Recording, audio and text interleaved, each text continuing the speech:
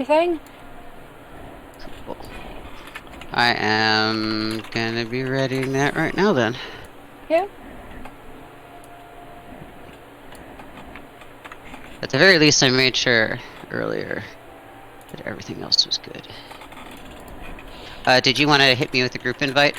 I noticed that you Yes. weren't. Invite. Dash. Just pop over here and we're gonna just clear chat window. Okay.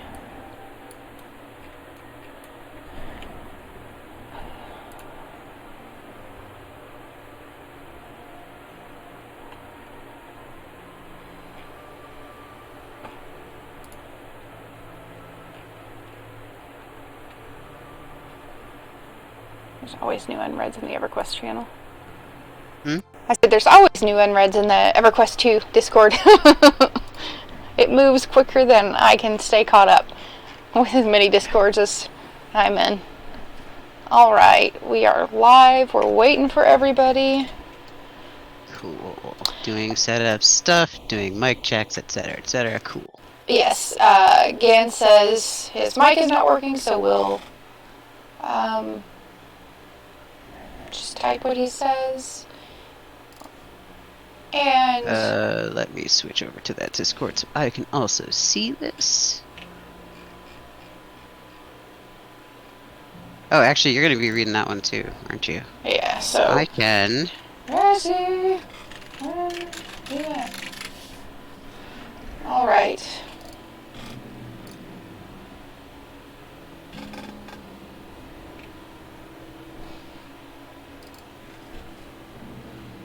I haven't started anything yet. It's a brand new channel, so there's nothing on there. Yeah. And yeah. Welcome to the viewers we have today. We are going to be covering the Chronicles of Bloodlines, the Bloodlines Chronicles, which is the vampires, or at least some of the vampires of Norrath today. Our stream is dedicated to the player of Alexandra of the Maiden's Fancy, who passed away last night. She had a very big impact on the community, and a lot of people are going to miss her. I am D, or Obsidian, and I am not alone today. So, Nadash, you want to introduce yourself? Hold on 1 second here. Okay. And I will. Hi, I'm Nadaj. Nice to meet y'all. We also have Ganor with us. Ganor's mic is not working right now. But Ganor is pretty much an expert on all things Ixar and Cunark. Been around for a very, very long time. Played EQ1 and EQ2, much like myself. Nadaj has not said it yet, but Nadaj is an awesome artist who does some phenomenal EverQuest work. I'm also really bad at tuning my own horn. Yes. Stay tuned towards the end of the stream, and I will show you some pictures, some of the artwork that Nadaj has done. And hopefully... Funny enough, if I can dig it up at some point, I actually did a vampire based off of EverQuest stuff, one of my old characters. So yeah, I'll flash that up too. Excellent. And you do not have a sheet, right, with your prices and everything else like that?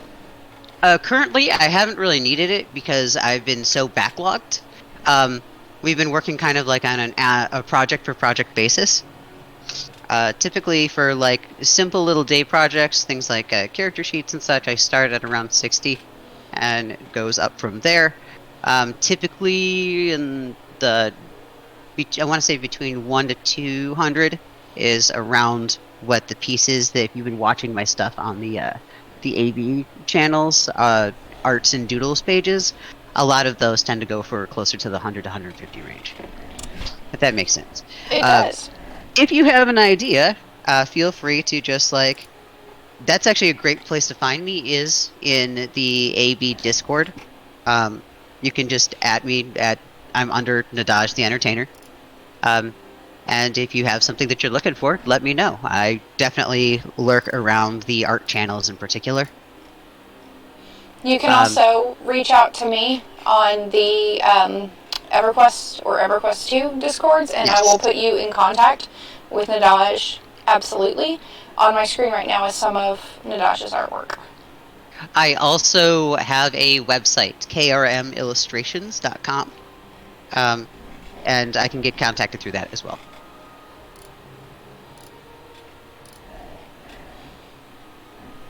I'm just tossing stuff up while we wait. No problem. I am technical difficulty. I am... It is actually telling me... Nope, it's telling me now that it is not letting me live stream. Why are you not letting me live stream? Because I have a 24-hour lock on that account. That's why. Boo. Extreme boo. Because it didn't give me this last night when I tested it. Let's see. Let me see if I can... I don't know if Resi set up double authentications on the Chronicles. Actually, I have a thought here. It'll be a little bit messy here, but I do have my illustration channel that I can go live on today, and I will move the video over to the other channel when we are done. Awesome. Hi, I hear you. Check the new link when I give it to you is all. I heard you there for a second, Maybe. Gan. Possible. There we go. I had to go in through my phone to actually get my voice coming in here.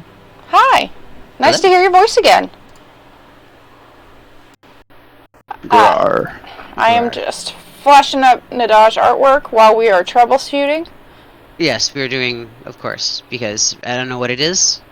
If it is able to be broken, I will break it.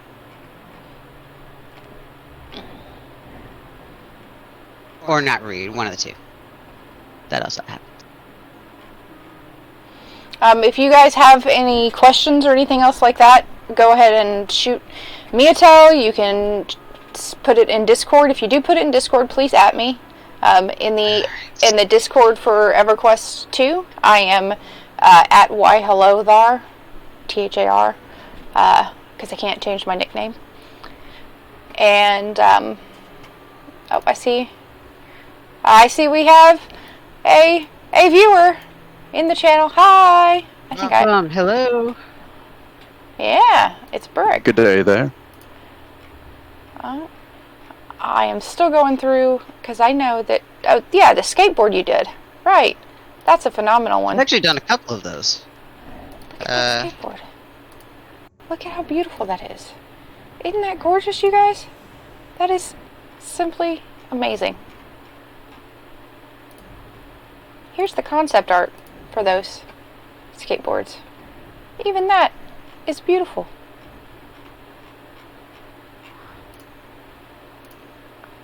I'm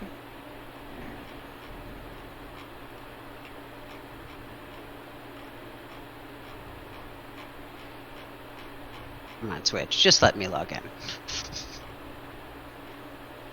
It just wants to be difficult. Everything just wants to be difficult. That's always how this is. Here's some other stuff.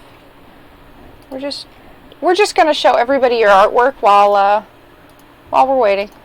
That's no problem.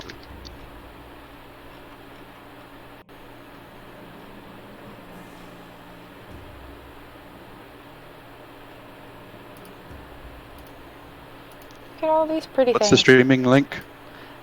So it's the twitch.tv/lorewarned as opposed to forewarned. And then Nadaj's is, I don't know. I don't know what yours is. Dash. We're working on it. Hold on one second.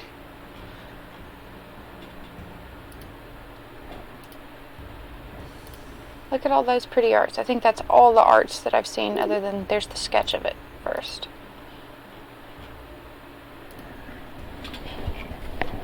Which one were you looking at? Oh, I've got no. I mean, I went through all the art I think I've seen of yours in the AB. You know, I've done a lot of Player Studio stuff too. Oh, I did not know that. So Did tell you us tell us about your player studio stuff. Well, I'm a bard, so the very first thing I made was a lute that you can wear on your back, because I was tired of not having one. The lute that a lot of people use. Yeah, that was made specifically for Dash. I regret nothing. But yeah, I'm really glad that other people like it so much. I want to say that there was one other one as well. Someone else made an instrument. Burke is pretty astonished if you made the lute. Because it's amazing. I like the lute. I did that one. I did, I've done a few statues in there. I'm trying to think of what else that I really liked. There was you know those dragon sconces that are in the Salem Miss Guild Hall? I've done those. Those are mine.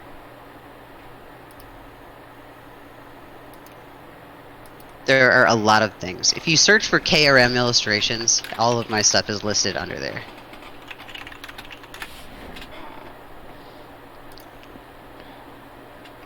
Stretch.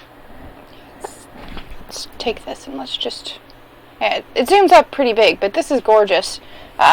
Bonus points if you know what this image is. This is a lore image. Player Studios is not still up to have things made, which is to our everlasting and deep sadness. It makes me very sad. I really wish I had the chance to make something for it, but I never figured out how to get the models put in, submitted. Their submissions were a pain in the butt to troubleshoot the first couple times I did them, honestly. Just given the way that they had to be packaged, and they were very nitpicky about what could and couldn't be in that zip file that they did. And it was an automated service that would kick it out at you, and if you named something wrong, it wouldn't tell you why. Yeah.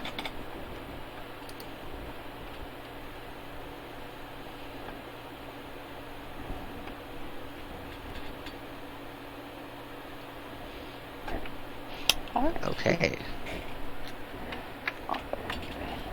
Alright, while we're... Yes, we have one! Woo! Just toss that new stream... Well, yeah, the new stream link to me, and I'll pop it out. Get rid of that. We want to... Nope. I don't want to remove all embeds. I just want to update that Bardic Travels. So, please, again, ignore my horribly full inventory. I have an inventory problem. I'm working on fixing it.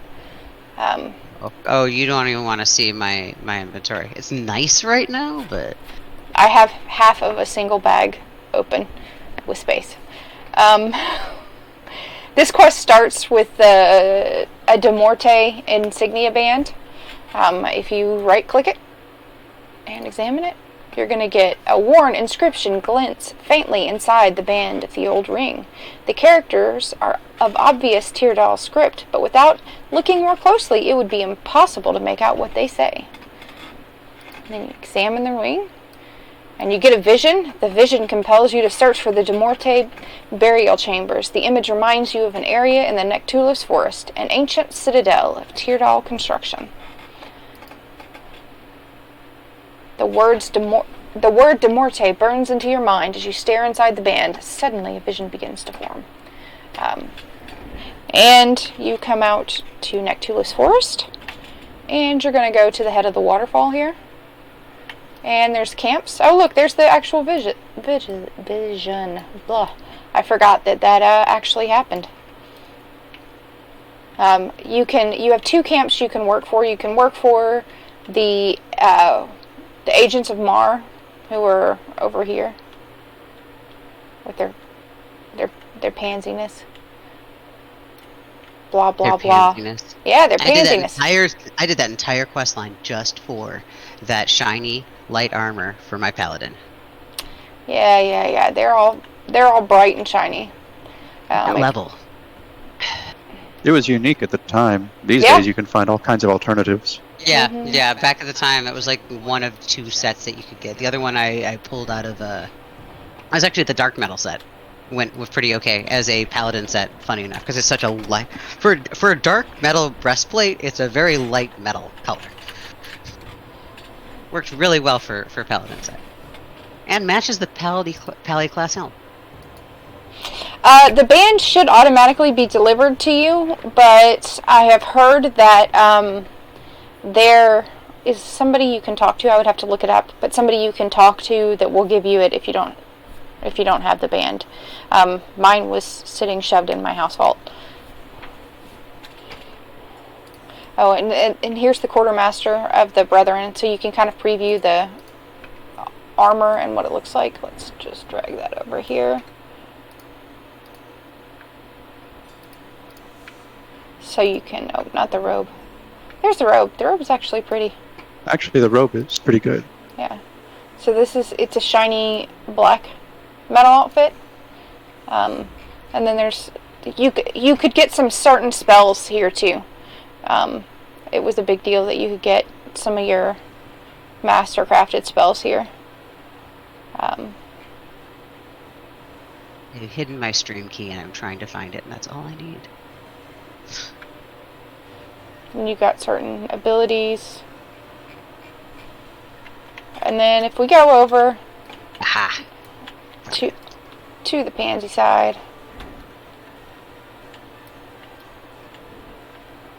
Yeah, and it scales, or it used to scale. I've heard that it's been set to 50 now that they've done the time lock servers. I honestly haven't tried to do this line in a very long time.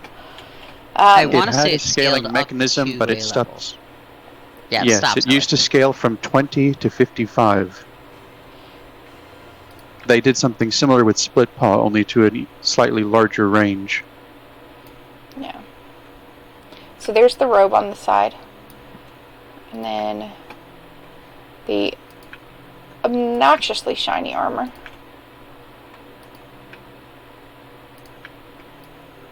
There you go. Very, very bright and shiny. Let me just... Nope, no tells. Okay. Oh, I see you, Ganor.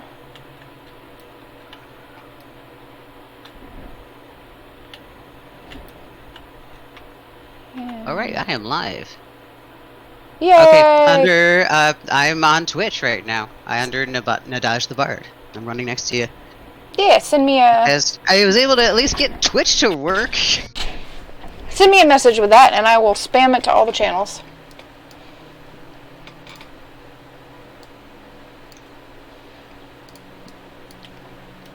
Oh, nice outfit. Gan. Thanks.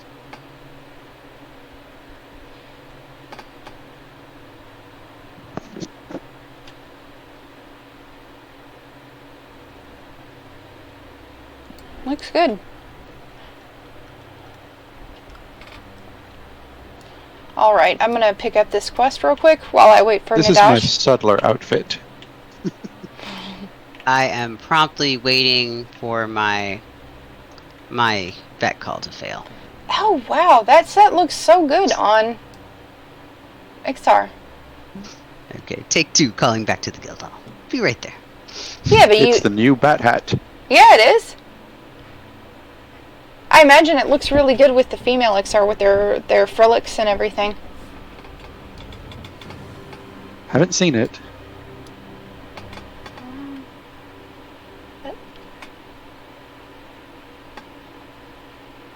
With your pirate boots. Oh, and your sword with the Shisar sword. That is apt.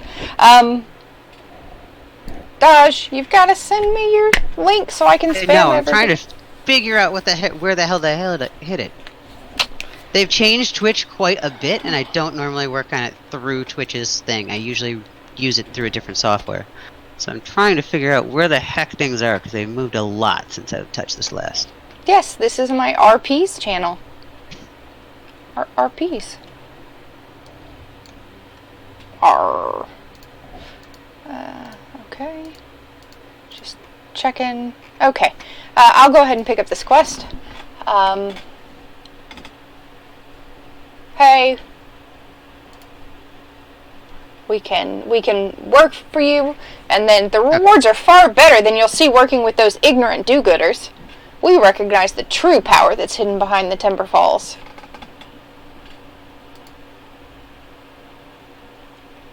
Never been so happy to have 3 monitors. Our agreement is 1. You will work for the Brethren as long as we deem necessary. 2. Information will be dispensed to you as we see fit. If your standing increases, of course, I'm sure your assignments will become more important and more lucrative. 3. What we say goes. Take it or leave it. I'll take it. A sect of Tyrdal made this their home after Neriak's fall. So what makes these more interesting than the ones in Freeport? In addition to some other information about them, which I cannot reveal at this point, there exists a firm belief that they may have some items of an extremely important or powerful nature. We seek to recover them. They want me to recover them. So we get this, the Potion of the Night.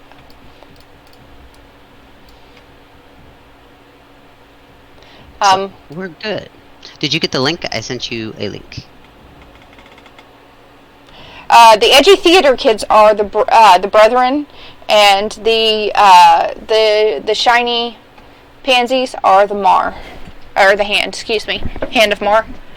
And I think this is Brethren of Night. All right. And I'm tossing out these updated links right now. Yeah, apologize for that. The next time that YouTube link will be okay. It's just apparently decided I can cool my jets for 24 hours. Which is funny because I haven't used it yet, and they're just like, no, not yet.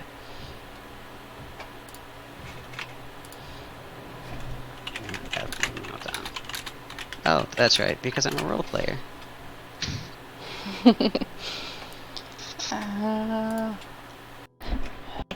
Updated.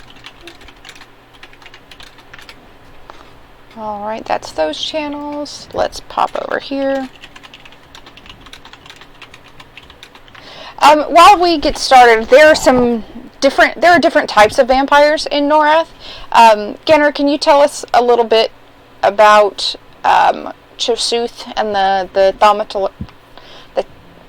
vampires that are made from thaumaturgy, basically? Thaumaturgy is an ancient form of magic that centers on control over the biological and metaconceptual essence of a creature's existence. The genetic codes, the energies of life, the chi, however you want to frame it, all life throughout the Norrathian universe has some common fingerprints to it. Thaumaturgy is focused on the manipulation and control over these fundamental building blocks of life itself. Chosuth Tereaz had been one of the great warlords of the early Ixar Empire. He had reached his height during the rise of their second emperor, Ryle. And while he was a warlord, which is a general of the Legion, a warrior, he was also noted to be one of the highest scholars of the Ixar of his time. He had a library that, at his time, superseded any other in Norrath. It had been the largest since the fall of Myrist, the original City of Knowledge. And in his study of thaumaturgy, he found a means of turning himself immortal. He turned himself into a creature similar to a vampire, but not truly part of the vampiric bloodlines, which originate from the Ur of Sulday and its corruption. Chosuth's form of vampirism allowed him independence from the vampire lines, but it does also have some unique inhibitions about it. From what we can see, it is almost impossible to spread his form of vampirism, and to date, we only have verification of a single other vampire that Chosuth has directly sired. This, of course, was his head butler, chief slave of the Five Towers of Tereaz, his castle. We know them today as Zalgoz. Zalgoz was originally one of the Sarnak slaves in service to Chosuth, but when the castle was abandoned and Chosuth disappeared into the background, Zalgoz was buried, later to be refound and taken under the wing of Veneral Sathir. Today we see him loyally serving the Lich, while using his own vampiric powers to strengthen himself and fortify his troops. There is some overlap between how Cho'Suth created himself and Zalgaz, and what we see with the coterie of the Eternal Night up on Lucklin. They also are not actual vampires, but are a form of magical corruption of life essence. They, however, were done without proper thaumaturgy, and as a result, they tend to be much less stable and much more virulent. They also power up the base vampires that are on the moon, who are so edgy that they have to replace the I with a Y. Those vampires are made from experiments with Akevan blood. And if they have wings, they are considered to be almost like a nobility or a royal higher tier of vampire. They're called the Vampire Votalis. And those wings... Volatilis, thank you. Those wings are the manifestation of them actually drinking Akevan blood. So Akevan blood in experiments is what created the vampires with a Y. But drinking the blood once they're a vampire is what basically transforms them into this higher tier. It's worth noting that the Akevan blood is actually semi-divine and partially self-determinant, and I think that's where it's drawing the magic from. All blood carries with it the power of the soul, the markers of life like a currency, but Akevans were born from the blood of Lucklin herself, which is able to actually come to life when it is spilled and attack things around it. So they are drinking in this inherited divine essence directly from the goddess of shadows and secrets. That's a potent thing to tamper with. It's also important to note, like when we go back to EverQuest 1, the vampires with a Y have really taken over Cata Castellum, which is where the loyalists, right, the anti-Seru faction, the guys that were trying to save the Emperor and preserve the Empire, that is in Cata Castellum, and one of the most powerful people in there, Nathaniel, is a vampire. Nathan Illuminus. Yeah, that's it. And he drops a really, what used to be a really great charisma rope for enchanters, which meant he had to die. And so there's the thought that because they live on the dark side of the moon, that they would be prone to the same restrictions if they were on Norrath. They would have to hide from the sun and things like that. But they reside on the dark side of the moon, so that was never a problem for them. They also are unique in that the vampires on the moon can be transformed from other races. From more than just humans and elves, whereas most of the vampires on Norrath cannot. If they're not a human or an elf, most of those die.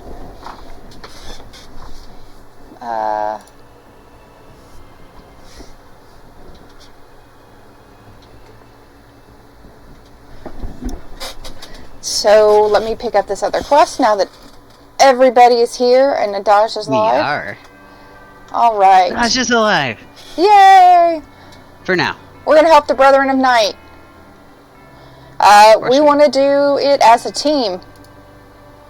I actually don't have the quests anymore. I did those a long time ago. Are you needing me to grab another tune, or do you just want Enter to follow along and eat stuff? Are you kidding? My quest journal's full again. Oh no. Your quest journal's always full. Are you mentored down? I am. Okay. Let's see if you can zone in. Should be able to. They're not really instances as much. Something that's nice. They're sort of semi-instanced zones.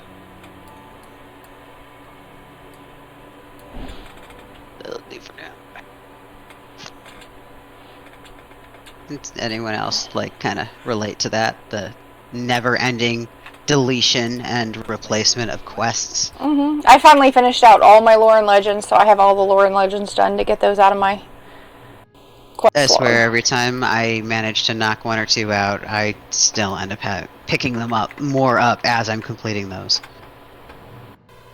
Or There I'll we get go. just I feel a little enough more like done I in the fit in quest now. that I don't want to remove it. Alright.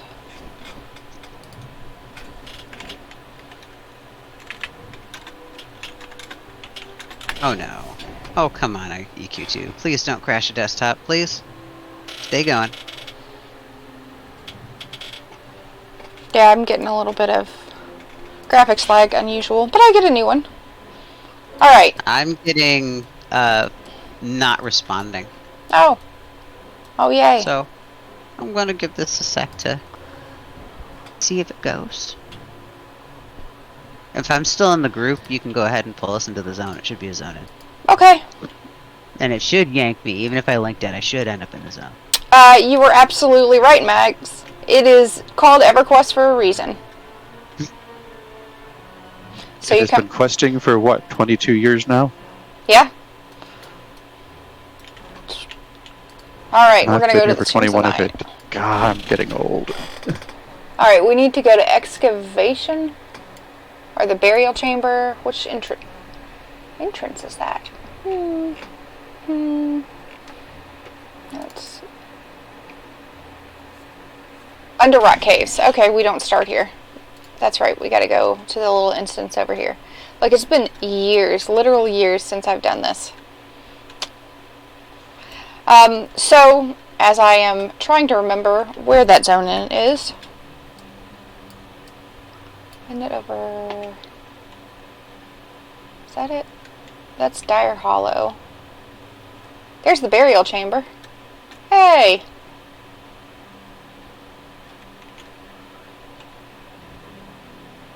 You know what? I'm gonna do this. I'm gonna go... Bloodline Chronicles. I promised that I knew lore about the vampires. I did not promise I remembered the quest lines. That's alright. I kind of remember these things enough. Like, I've had to mow people through this quest line enough to I'm okay. Okay, I so remember... we gotta We've go. already done the little mini instance before this, right? This is right into the big behind the waterfall stuff. At this No, point, right? we haven't done anything. Oh, okay, okay. There's something that we need to do here. What is this?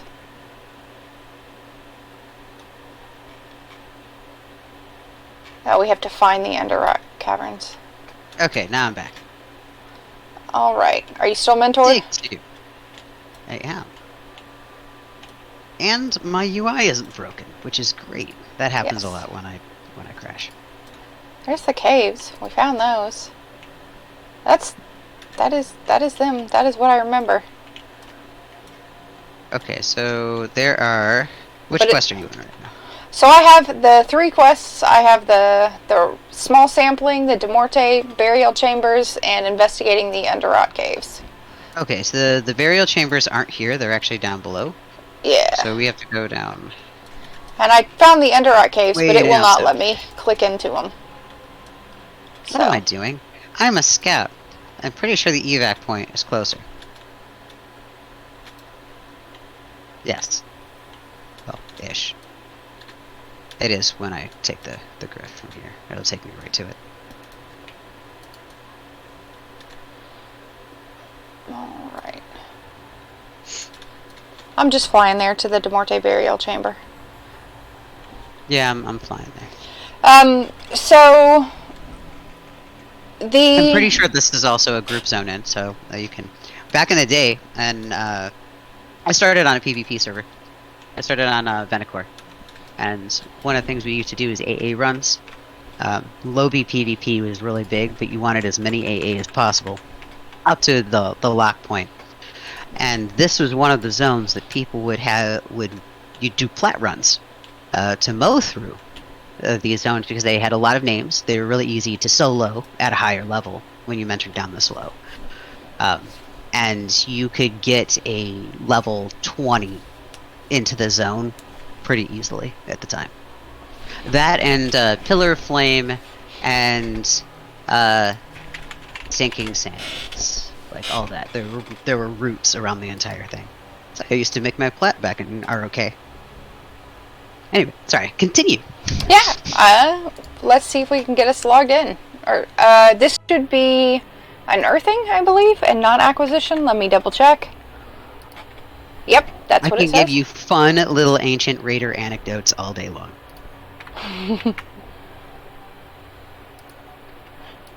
Koro, I love those doodles. They're adorable. Let's see, just checking the channels real quick.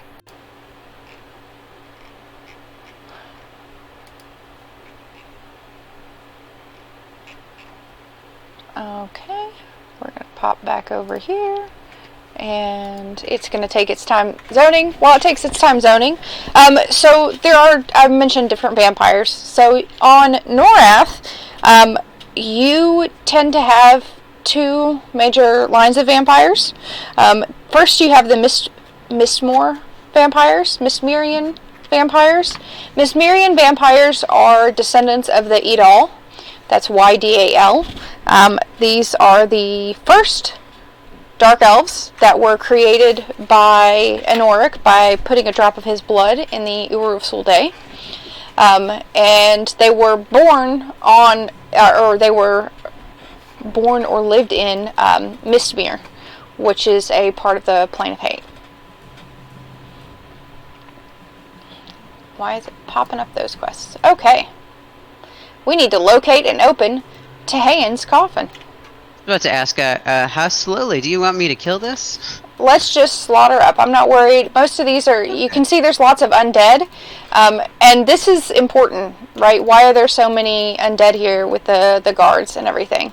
Well, that is because while Mistmerian vampires were made from the Ur of Sulday and a drop of Anoric's blood, the other vampires, the De Morte vampires, we find out that through doing this quest that the De Morte are made from dark elves and experiments and unleashing the power of the Ur of Sulday. So essentially what we have is every vampire that is on Norrath is a vampire because of the influence of the Ur Sulday and Anashti Thul. Every true vampire. Yes. And if we come and look at these inscriptions, here rests Omarin de Morte, slain by the dead in the age of turmoil. And then if you examine this one, here lies Lucen de Morte, slain by the dead in the Age of Turmoil. If you do not remember, the Age of Turmoil is EverQuest 1's age. And we're just going to disturb the grave, and I think we got them all. Well, minus the big guy. The De Morte and the Mistmorians are enemies. And they are enemies because they, I think, we aren't exactly told this, but I suspect that they're enemies because I think that De Morte stole the Ur of Sulday from Mayang Mistmore. If they didn't steal the Ur of Sulday, we do know for a fact that they stole the Ankh of Idal from Mistmore. Actually, if I recall, De Mort stole the Ur from Aket Aken after they had gotten possession of it, and they had originally been dealing with the Idal, if I'm not mistaken on that. I'm not the specialist here on the Idal, but they had acquired the Ur, and then De Mort got it from them. No, the De Mort returned the Ur to Aket Aken. So I'm disturbing all these graves, but again, you're seeing this, they're slain by the dead. If you don't know who the dead happen to be the necromancers and the shadow knights that are in the pocket of Queen Kristanos Thex. The dead get that name in part because the primary thing that is done in the Duchy of the Dead, which is part of the Narian Empire, in the lands that we never go to in the Underfoot, is the Duchy of the Dead, and that is where Queen Kristanos came from before she became Kristanos Thex. She is the Duchess of the Dead.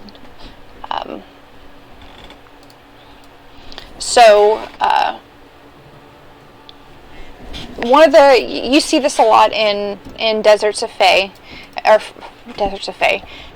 Ro. Don't mind me. We also killed Yolandris there, and now we're going to kill Zindra de Mort by disturbing these graves. Some things that we know. The de Mort vampires are ancient. They're not as ancient as the Mistmore vampires, but they are pretty old. They were around. There's some suggestions that they were around before the Serpent Spine Mountains rose up, which means that's before Solusecro had a little fit, got a little mad, got a little upset. In fairness, we actually know now that it wasn't just Solusecro. There was actually a cult of Eldar fire worshippers that had actually forcibly invoked Solusecro as part of a political campaign against the ruling council. Yeah, but we actually get to see that in EQ1 now. But it doesn't matter. He still had a little fit. Yeah. Well, he also got dragged down into politics, and who doesn't want to hear? Who wants to hear about politics anymore? That's true. But you know, we're still examining all these graves and seeing all the different members of the de Morte family that died. And again, they died, but they're not dead. They're undead, right? And that's the influence of the Ursul Day. So the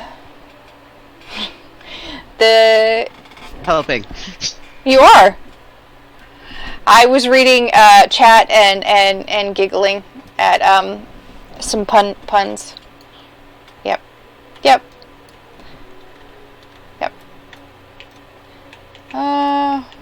We gotta do something. We gotta break his coffin. Problem is they all share the same map, so I don't remember. Again, you need to you need to get rid of all of the gravestones first, and then you can get rid of the coffin, I believe. And I think there's one down here. Yeah, there's one over here. Come to me. Okay, I'm coming. And then there's also two, if you turn directly around, right behind you. Like, far wall. If you were ever needing to get AAs pretty quickly, this is a great way to get AAs, because these all count as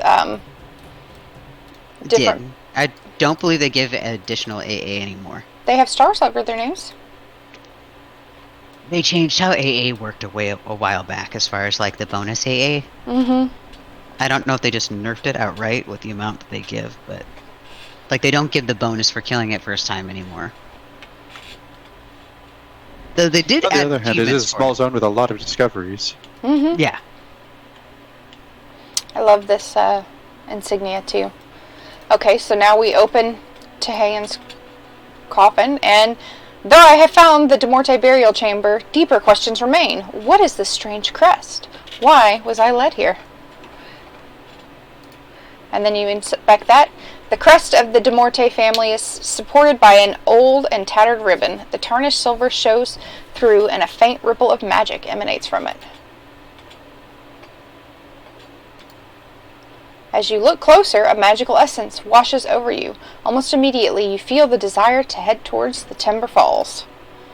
So now we're going to go zone out and head back the way we came.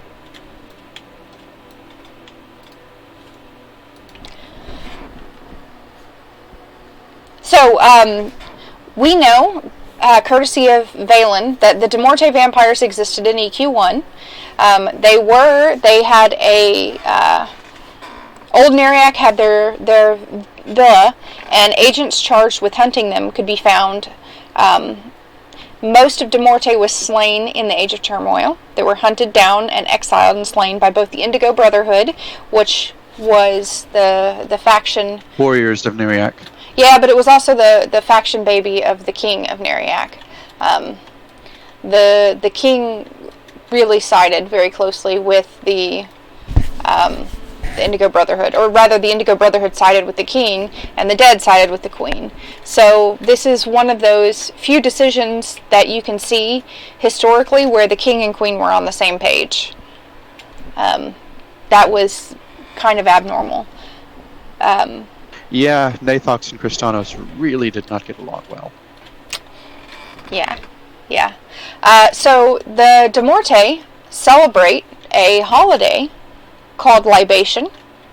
Libation is known by outsiders as the Ball of Blood.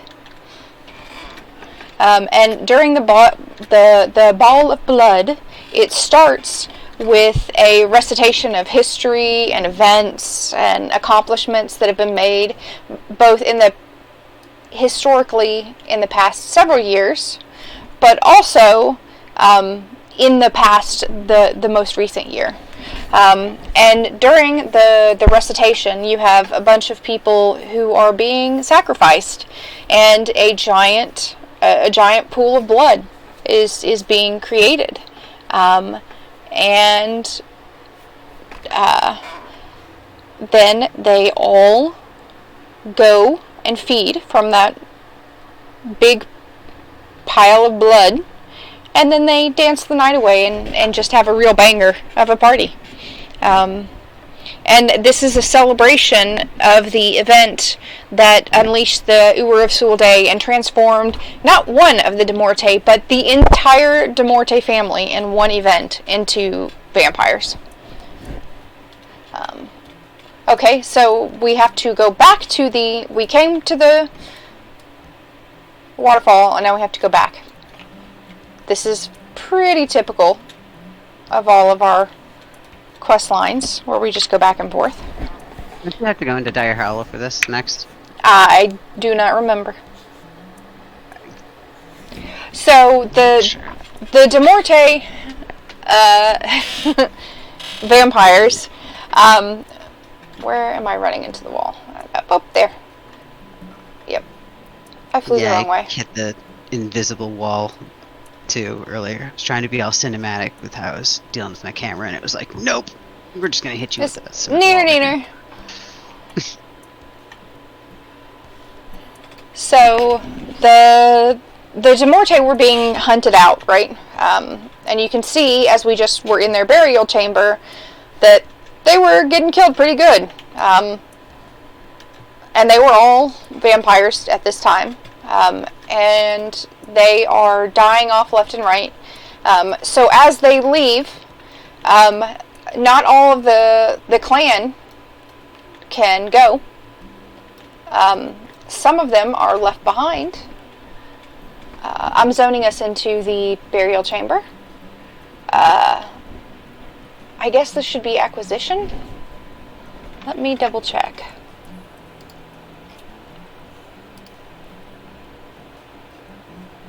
Yep, acquisition.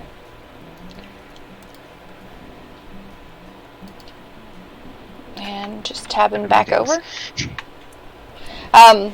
So when they left behind a ton of their clan who they considered weaker and weaker, and they considered them not strong enough to make the journey.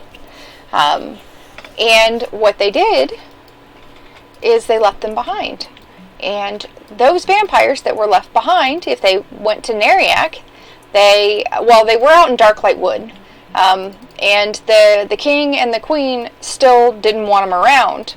Eventually what happens is there is one enterprising member of the family, and he makes a deal with Queen Kristanos to tell her all about vampirism and Mayong Mistmore and anything else that they can. Just get dings. Yes, the quest. Just... Okay, good. Just making sure. Yeah. So I got the crest, and it says to find a way into the caves behind the Soul Eater Falls. What did you kill? Just corpses? Linda Mort. So we killed more of the Demort. And so now we've got to go behind Soul Eater Falls. Aelin. Also, if you're ever looking for names for your characters, there's some pretty good lore names here that you could pick up.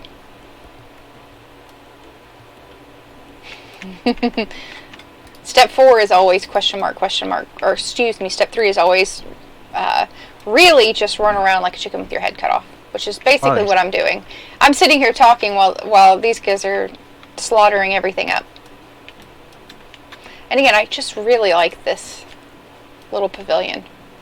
It would be a great pavilion to have. I'd also like to point out how these symbols here kind of remind me of the symbols of the Chelsith Stone. They're not exactly that, but you know. Not quite. But there is definitely similar ones like that, yeah. Yeah. And it's an elder language. I don't know which one, but it sort of fits the patterns of older languages that we've seen. And again, they have the moon as part of their crest. I'm just gonna... I like that crest. Yeah, I do too. I would love to see these as non-damaged. It reminds me of the outer circle brick of the Chelsith Stone. The outer symbols. Alright. While they're running around... Are we done in here? Yeah, we're done. Cool. Let's go. Let's get to the big one. So, one of the vampires made a deal with Queen Kristanos. So, presumably this deal, given that we know that it was made with Kristanos, we can assume that this deal was after she killed Nathox, which would be after the War of the Fae, but we're not positive. Also, Nadaj and I are one right now. And now we're under Ganar's skirt, so, you know, I'm going to move along. I'm inside of you.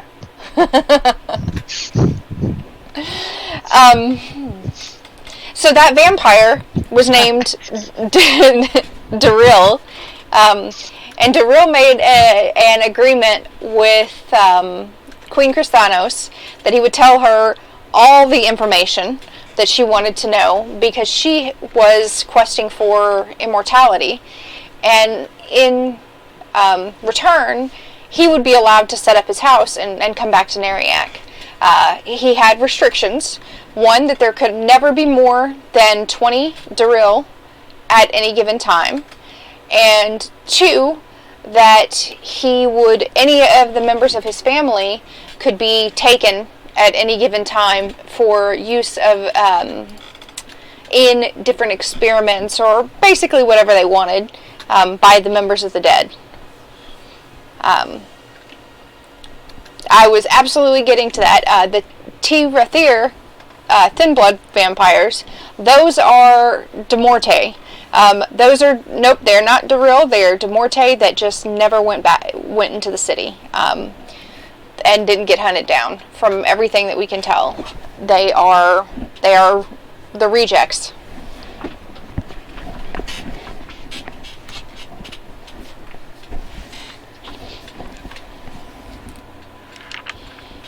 If you ever want to play a vampire that's down on its luck, roll your character as a Daril. Or a T-Rathir. Also true. Okay, so we found a way into the caves behind Soul Eater.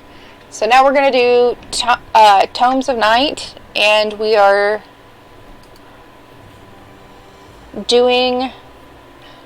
want to visit Soul Eater Falls. We have to get a quest to receive. Which one did you? Oh no, we got it. We've got soul sampling it. Yeah, I've got it. Okay. Okay.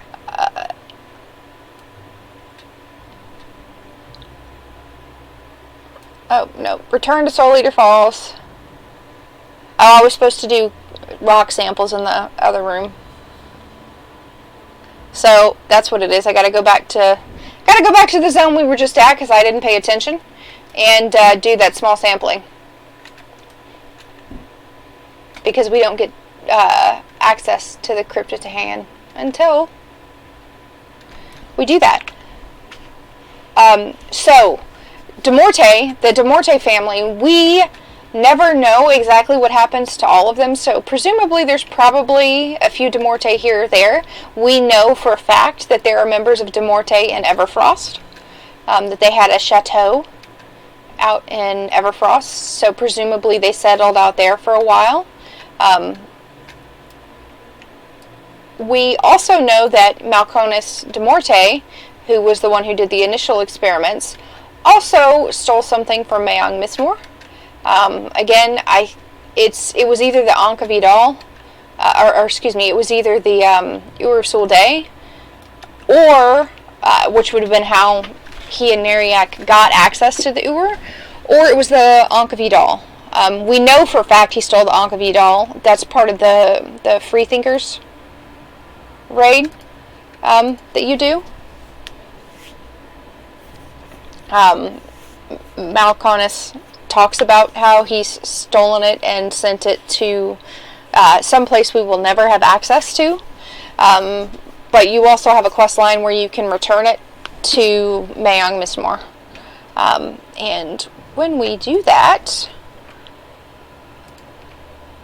let's see. I've got the exact quest dialogue, and if you give me just a second, let's go.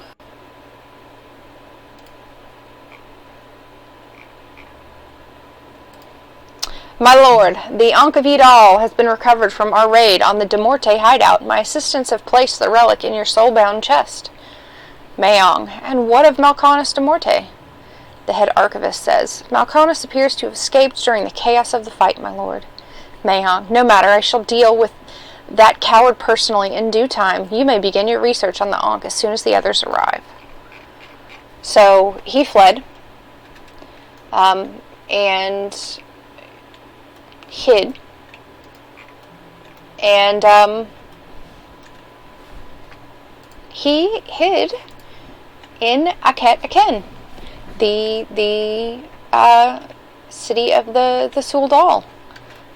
He was able to convince the God King to allow him to stay by, where is that quest? By giving him the Ankh of Idal and passing information on. I know I have it in my log.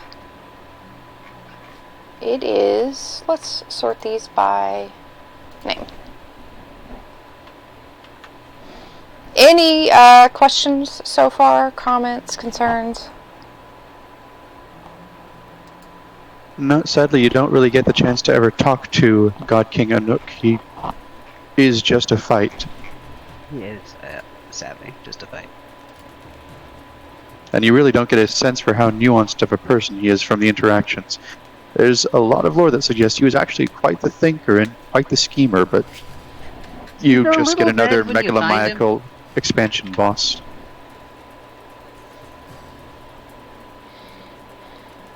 That's the downside of raids, is how much they tend to oversimplify and distill big characters. Ah, I led us to the wrong spot again. Sorry. Where are we going? We're going back to we're going to do a search for answers. But see, this said, that's okay. I never promised, like I said, to remember the quests. Didn't you say, Nadash, that you remembered these quests? I remember after this point. This is so early in the quest. I remember, get us into the actual, the chambers, and then I'll be fine. Look, it's been a neon. It all kind of slurries together after a point. They're all just dead vamps. They are. They're all Scattered on the floor. just dead vamps.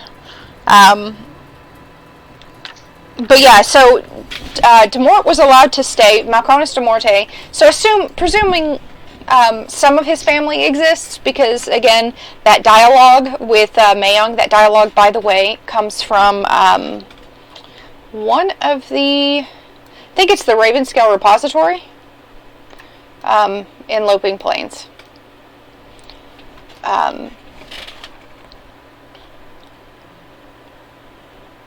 Check in my notes. We said we're going to a small sampling, you said? Yes. I have a feeling that's Dire Hollow. I'm willing to bet. I thought it was a Tomb of Night. Yeah. Oh, yep. Nope. You're just in Tombs of Night. No, we were just in... I have one for Dire Hollow right now. I've got a quest, but I don't know if I grabbed an extra one. So I'm checking. We're trying to do a small sampling. That's what we're trying to do. Okay.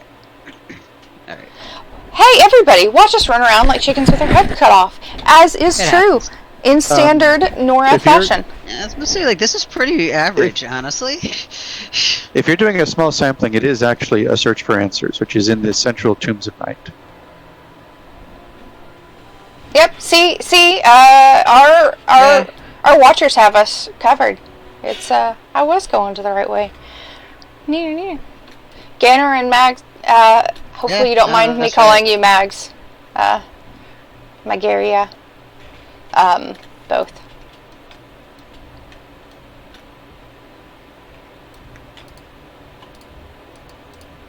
There we go. All right, a search for answers. In we go.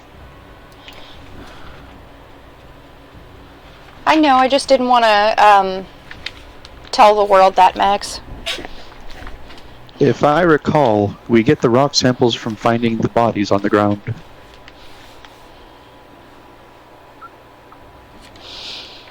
So again, we know that the De Morte vampires had a place in Everfrost. We're actually told that by Valen, I believe it was, who tells us that they're hidden there. He gives us lots of hints. And Malconis... Yeah. Malconis, it hides away in the in a ken, and he does all these experiments with his consort, who is a Ren priestess, and so he basically gets together with a priestess, and they do all kinds of experiments on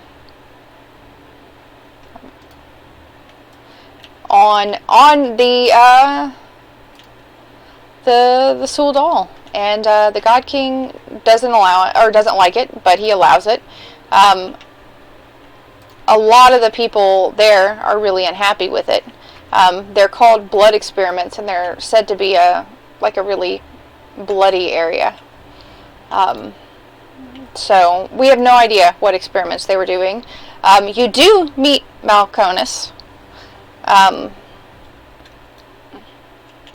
But Malconis says he can kill you at any time, basically, so he's not worried about killing you. Normal posturing. Yep.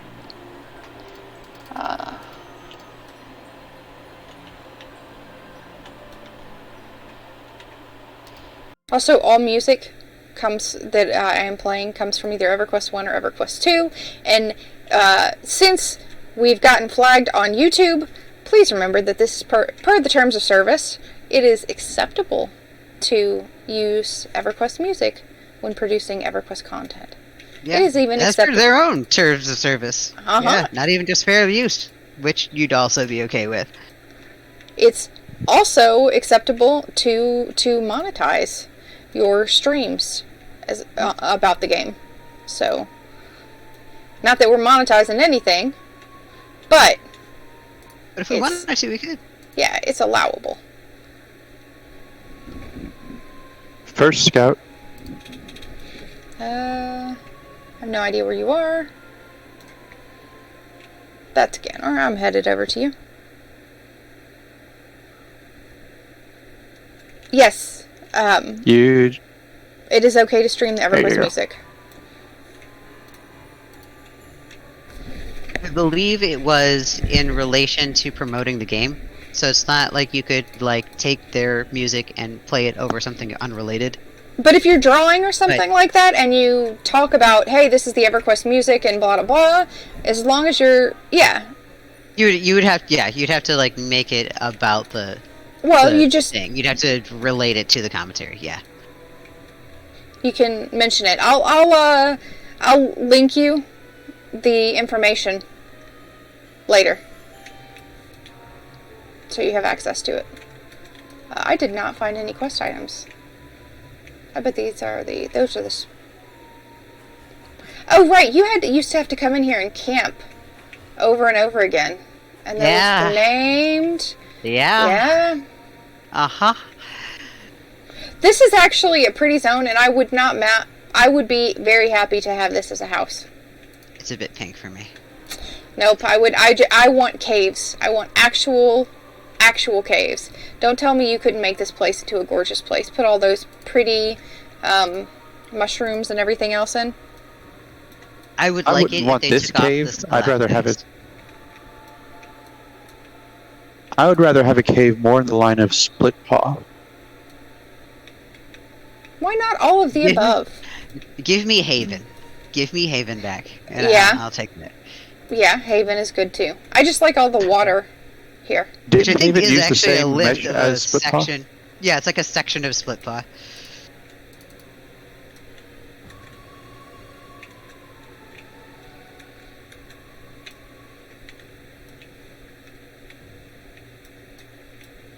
And now, okay, so this right here, you can see, these are the Demortic vampires. There are actual differences. You can see differences in the way the models are presented.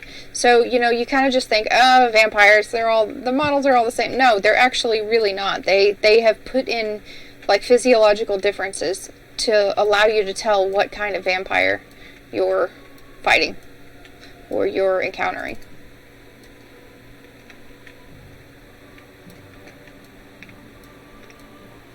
I also like these big red crystals that are in here. I do like the big red crystals.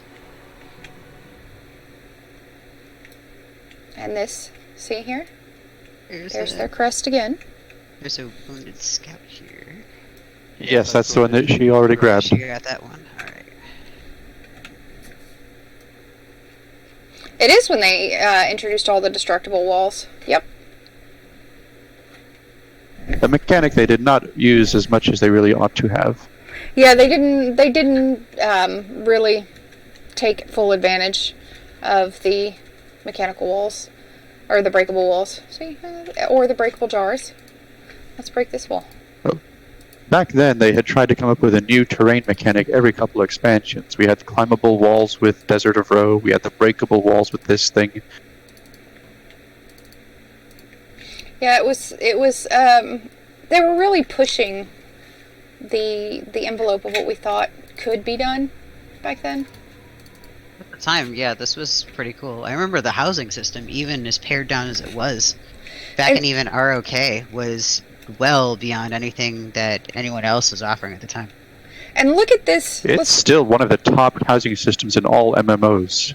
Honestly, I would take it, if only because they allow you to have the text files for the editor. I've never seen an MMO just give you the files like that and just be like, yeah, sure, you can mess around with it. Or you broke a part of the zone and they actually encourage you to do it again. That's kind of cool. Yeah, I do wish that they had the neighborhoods that they put in EQ1, because I like neighborhoods. I'm a little sad that they got rid of the old boroughs in the cities. Yeah. No one was using them, so I'm like, I get it. I get why they need to go. Supposedly they might be on the way back. I actually like them so much that I built my own. I've got a housing project called Brindle Street, which is actually a slum off of Starcrest Commune. It's little Pretty and much kind of everything that we silly, have but in Sable Mist is based in the city. So like right off of Long Shadow Alley, or right off of like the docks, or we make sure to, whenever we're writing stuff, we even reference certain points in the cities a lot. Like everything is literally built right off of our headquarters. It's fun because we wanted it to be in the city. Didn't want to be out in the middle of like an island in the middle of the Common Land Bay. One of the things to look at, you look at this gravestone right here that I've been focusing on, and you either see, like, this is either some kind of demon, right? You can see the face here, and there's looks to be horns, or it's meant to be a vampire with, like, claw-like hands. Shut up, ACT, for a second. Sorry, go ahead. You're fine. Oh, hey, there's things. Sure. Let's add those into a thing. You guys are running around killing. I'm like, look at this pretty thing. And I would have never noticed any of this back then because you're right, the graphics were too low. See, this one shows so much better. You can see the eyes, the nose, and it either looks like back in the day, that was before they did even the Shader 3.0 upgrade. actually, if you ask me, the way that the chin runs so low like that and the big pointed ears, it kind of looks like a depiction of Inaruk. Look at the face on it. Nah. I see what you think. I think more demon or vampire. Are you talking about the tiny little statue dude who looks We're talking about the actual gravestones. okay. Yeah, okay. I know what you're talking about. It was really graphically intense for back then. It was incredibly challenging for the graphics. Oh, there's another vampire. It's nice to be able to go in here with all the lighting cranked. Yes. And my computer's not exploding. And for the longest time, that was not a thing that you could do in here.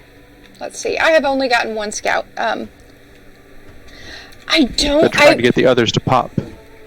I remember that there were intro videos. I will try to see if I can pull that. I was able to... Ooh, you do? Ooh. I would love to have those. I will, I would totally upload those videos to, the website so that people could have access to them.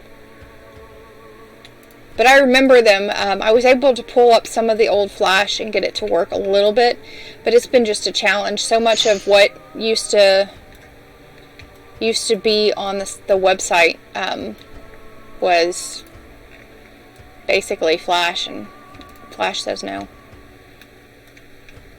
Flash to be broken now. Yep. Look, I got the Tome of Destiny to work enough to kind of grab some screenshots. I was pretty impressed. Don't we climb up here? Isn't this a thing? Right?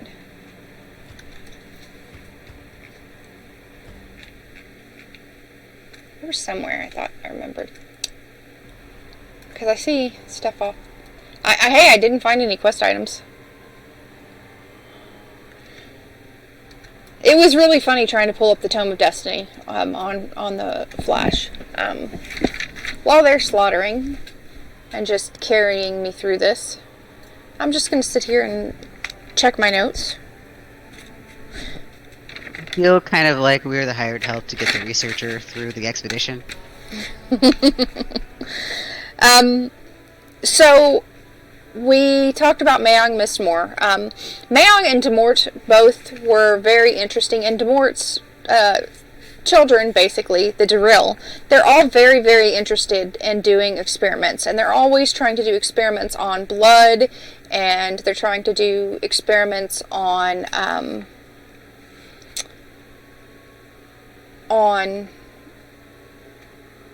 There's another scout over here.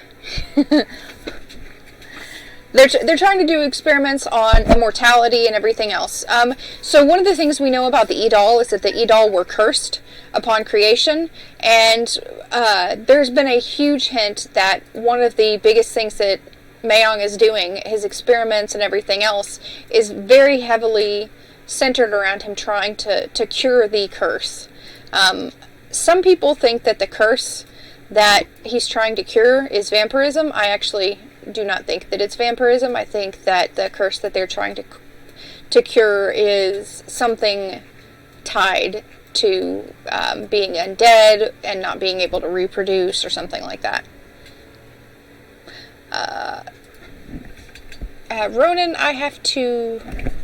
I don't have a moderator up yet, but let me see if I can get one of my moderators to pop in and fix that, because I don't have the stuff up to do that right now. To get the links. Or, you know what, Ronan? You are on... Ronan, you're on Discord. If you can send those to me on Discord or to Dash, I can post them. But links got moderated because we had people popping in and trying to sell stuff. So, like, to all the different spam websites and all that. So, we shut down links. But anyway, there were a bunch of experiments for immortality.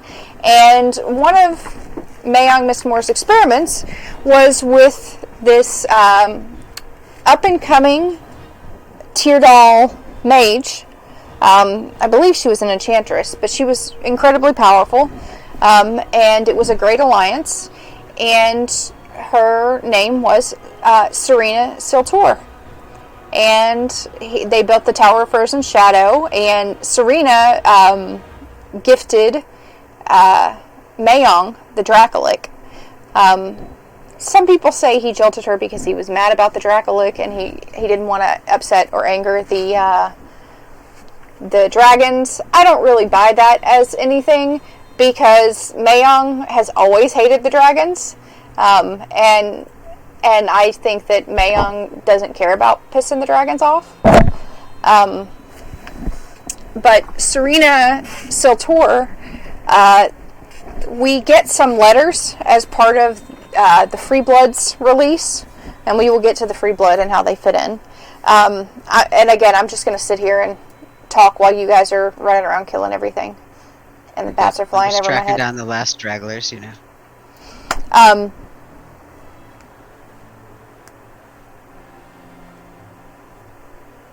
But the chief is here. The thing is that we find out that Serena is not a pure dark elf. She has done something. She has added something to her blood in one of her experiments to gain immortality. And when Mayong gave her a goblet of his blood to transform her, it didn't work right. There were a couple things that happened. One, she had free will. Two,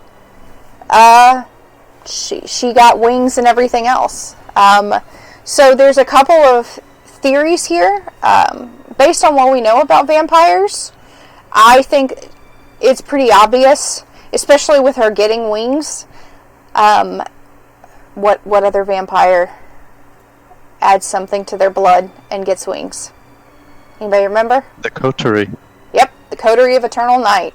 The edgy vampires with a Y. The flat moon vamps. Now we know they didn't have access to a Kievan yet, but planar blood, right? Planar blood could have had that influence. So my thoughts... That could explain why there are still some distinct differences between her and the Coterie.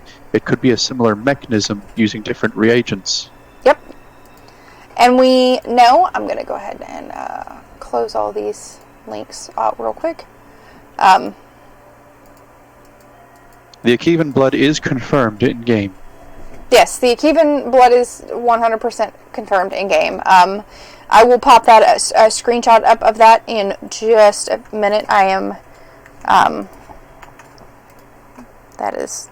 It is not being friendly going through. Oh, that's right, because I moved all my screenshots. Ignore me, I'm dumb. I forgot that I was clearing up my primary drive. But we know that planar blood is what causes the vampires to get the wings. We know that for a fact because it's also in the pen and paper games. When you look up the vampires in the Monsters Manual, Monsters of Bloodline. Alright, I'm going here and looking for those screenshots now. I've got some good screenshots of our girl in here somewhere. Also got good. The pen and paper books, you just gotta ignore the mechanics. You just ignore the mechanics. You use it for the lore. The pen and paper games, both EQ1 and EQ2, were just not good. Honestly, and there's a reason that Sword and Sorcery is not around, but White Wolf has still got licensed content going out. It was based on D&D, and it was just poorly done.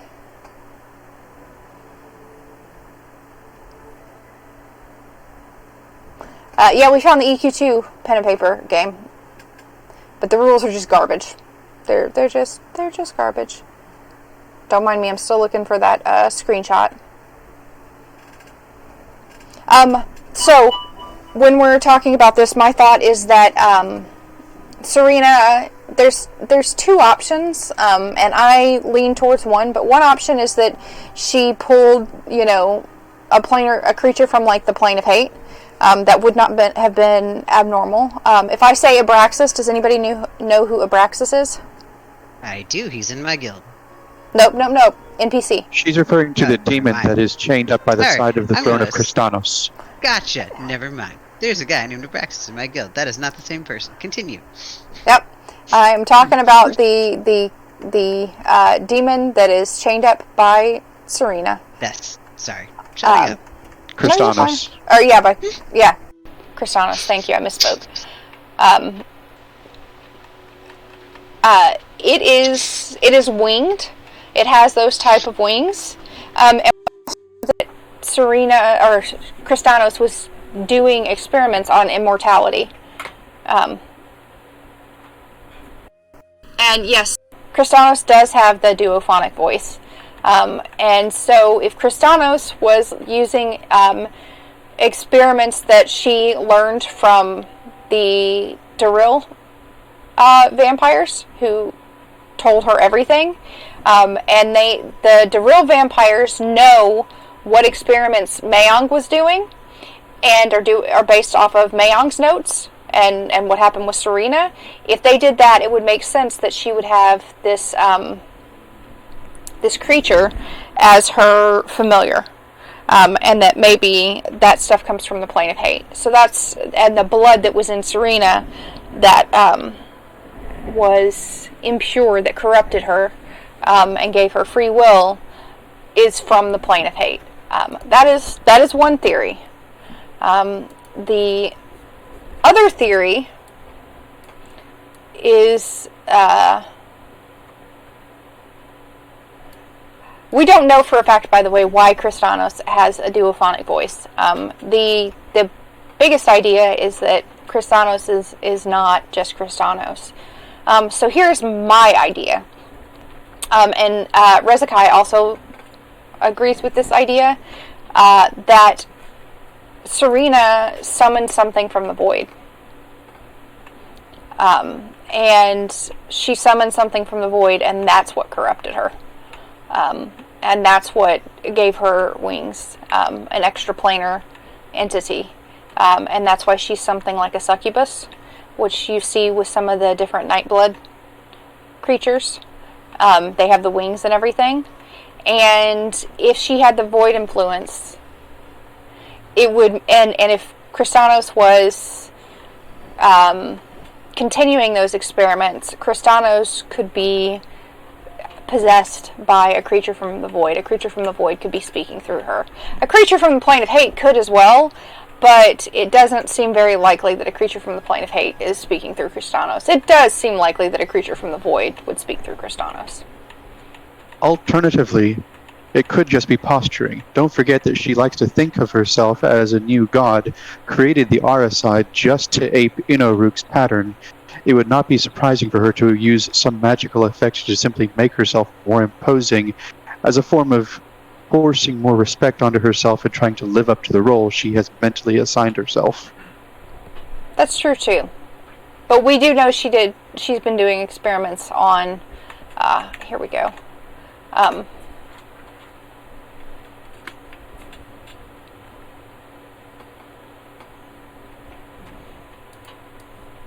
Yeah, Ganner. Yeah. Okay. Banner breaks physics.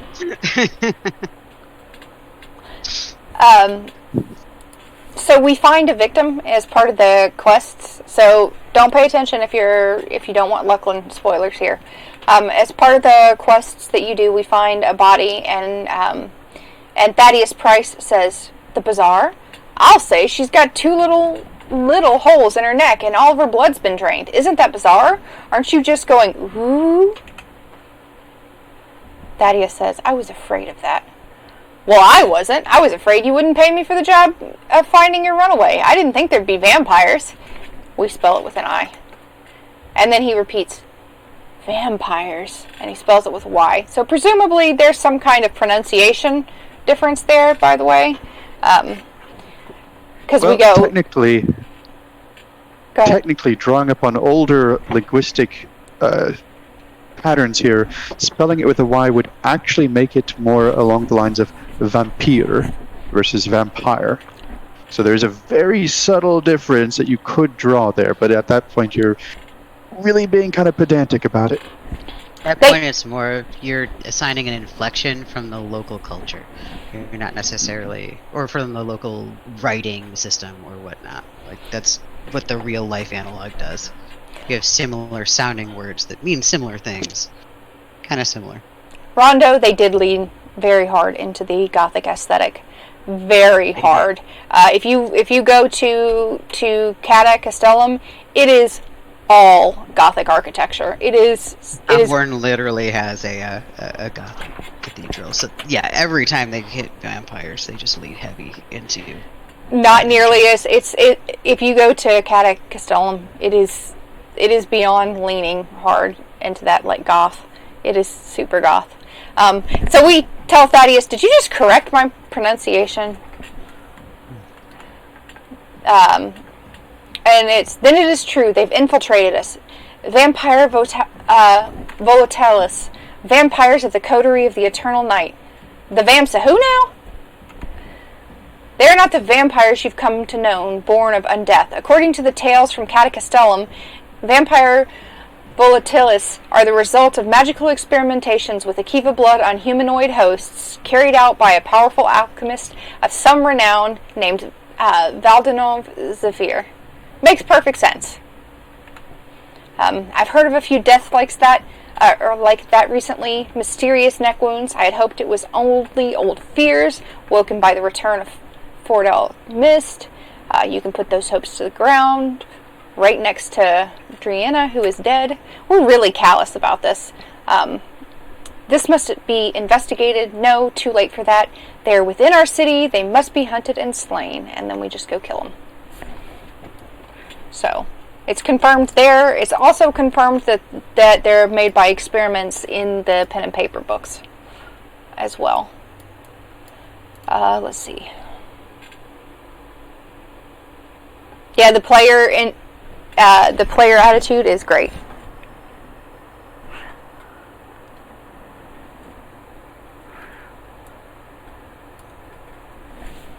Wait, Doomstar's in the channel.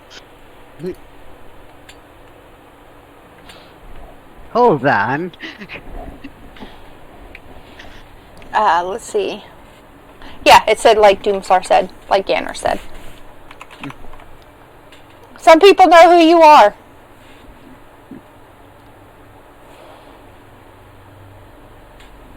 Yes, I do love how different EQ2 character, like at different quests, you have all these different attitudes you can take.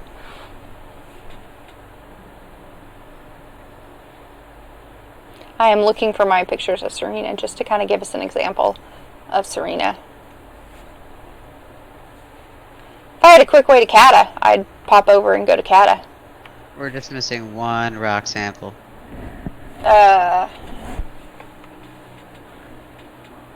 Did you get the one from the bottom of the falls here? 'Cause I'm seeing a wounded scout there. Yes. The one that just came from that one named? Yeah, I did. We're missing the 4th sample. Here is Serena after she decides to get on the Lannis train.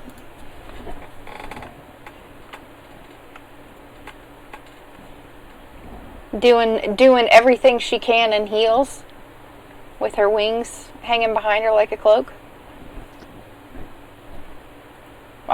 She's got scars across her face. You can see her jaw structure has changed a little bit with fangs.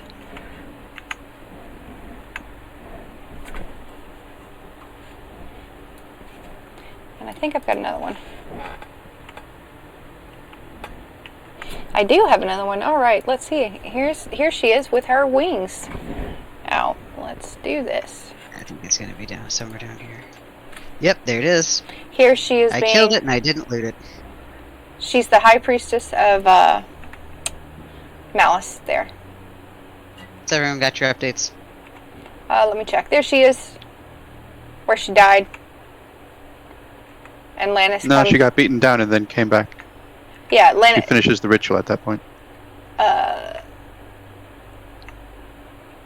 She's down on her knees and then Lannis comes and is like, nah, that's my girl. And we get touched. We get touched by hate. Yes, I have to speak to somebody at the Brethren of Night Camp. So that's Serena Siltor, and based on what happened with her and the experiments that Mayong likes to run, and again, Mayong is doing these experiments because he's looking for a cure to the curse that plagues the Edal. That's from everything that we can tell. That is his native mission, is to kind of fix the curse that imbues his race, his people, of which there are only a few left.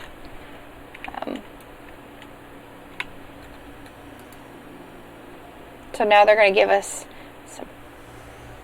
We're just going to say, give me a potion tonight. Okay. All right. Grin and blood covered our things. The stone samples, the blood is miraculous. It can sustain, and then they cut off. We don't know what it can sustain. We just know that the grin and blood has some magical properties. Now they want us to go do it again.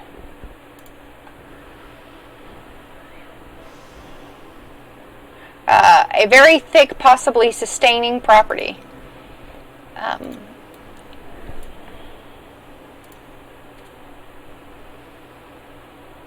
Yes, or before the EQ1 bracketed words, you just had to figure out what the keywords were and how you were going to say it. So now we have to get pints of fresh grin and blood, which is about what you would expect with vampire quests. So the assumption I would think here, or the implication, is that the Grinnin, possibly from eating the dead de Morte,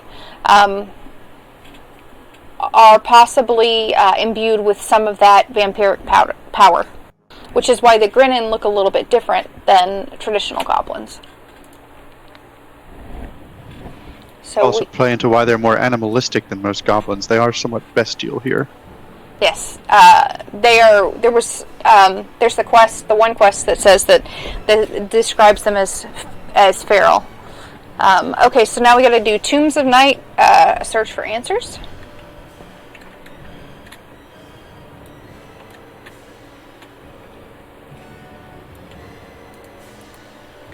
It'll let me. There we go. In we go. I didn't grab the quest yet. Oh no! You snagged me before I grabbed the last of it. It's fine. Let me see if I can. Well, let me see if I can just share it with you. Ah, cool. That worked. All right, continue. Yeah, the beauty of brackets. You're right. And Rondo says the goblins are mad because they didn't make the Santa Claus edition. And then Burrick was commenting on the bracketed text where, are you a new acolyte of Rodset Knife? Sure, yeah, I'm totally a new acolyte, and not a random unwashed shaman from Hallis who happens to already be carrying all the new no-drops you need. Yep. Is this the right one? We've already cleared this instance. It says enter Tomes of Night, a search for answers. Roam the instance, killing every pack of misgrinnin you see. Upon their death, they will occasionally spawn a dead grinnin, and then we click it to drain its blood. We've got some dead grinnins around. So it looks like we're dead grinnin hunt, or we did. I don't see any bodies anymore. Did the bodies hit the floor? The bodies did hit the floor. And oh, here's a wounded scout. Not what we need. Well, at least we saw that, but I haven't seen a grinnin yet. I could have sworn. Can you track it? Yeah, working on it. Oh, nope, there's one on track, so there's got to be some out here. Well, on a thought here, do we need to go out and reset the instance? Because this is the same place we were. Apparently, these are ones that once you kill something, they drop. And I'm hoping that they're still down. They should be. I just have to find one. That's a scout. I'm doing a good job finding all the scouts again. I'm pretty sure we wiped this place clean. We did. We're looking for a dead body. I know which one she's looking for. I just haven't gotten to it. Yeah. Okay, there's a drained grinnin right here. But all I see is a drained grinnin. Can you click it? No. Tomes of Night is on there's another drained grinnin, and I cannot click it. Is there a clicky for this? Yeah, and I only have the one Tomes of Night instance, and I can't reset that one as a persistent.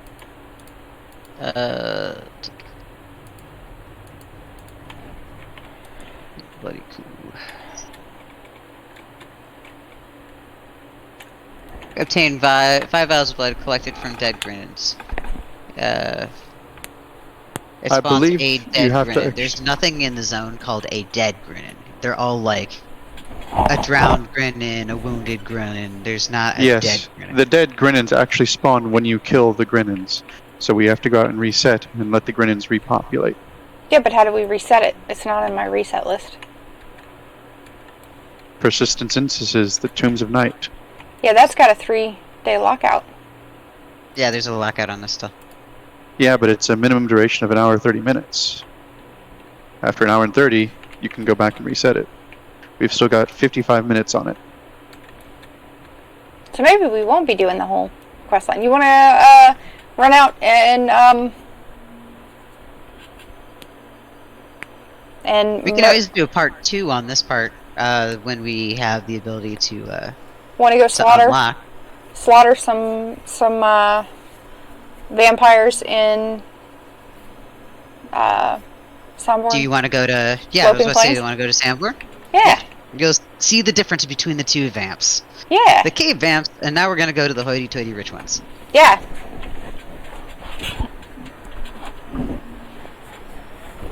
Alright. And yeah, well, we'll add this one to the list of things to do. Throw it on the pile.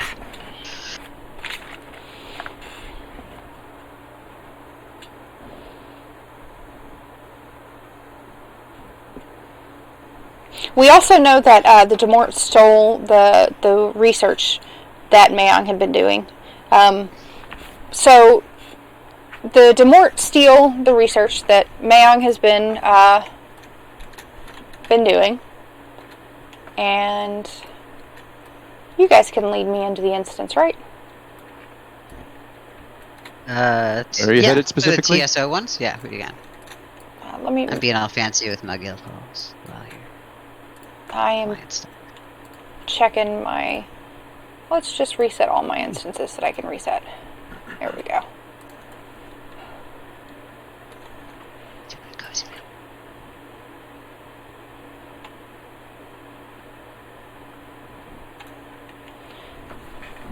So, Demort steals some of the research, and who are the Duril? The Duril are the weakest members of the Demort, who stayed around, and then got allowed into Neriac.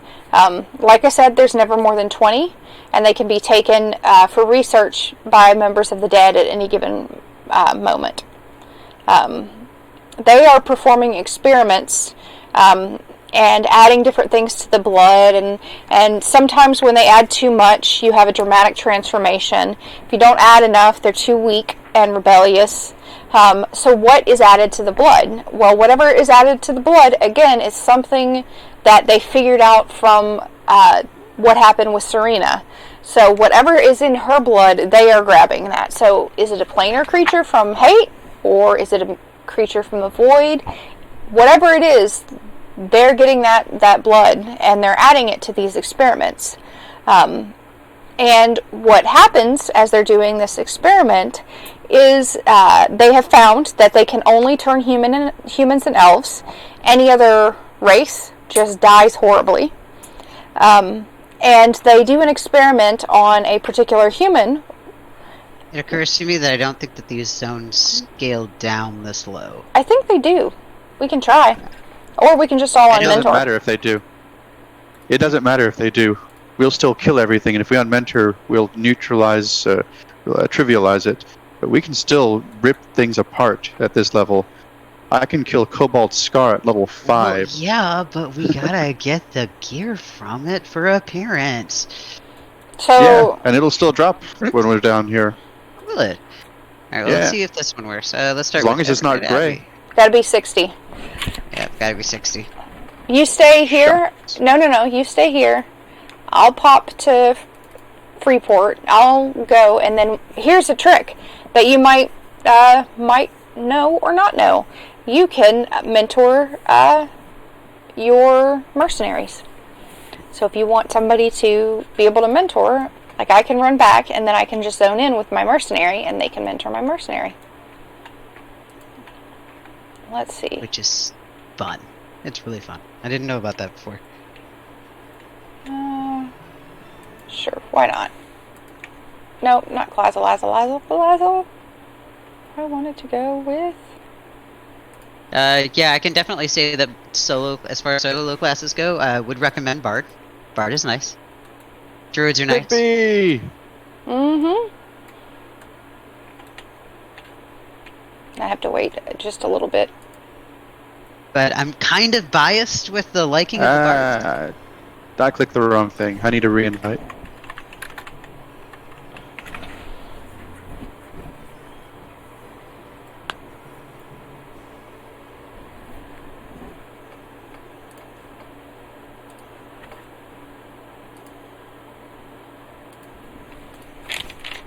Two, one.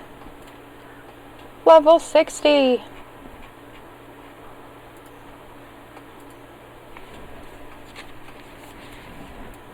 And first thing to remember, give me my mount back. I don't want to be slow.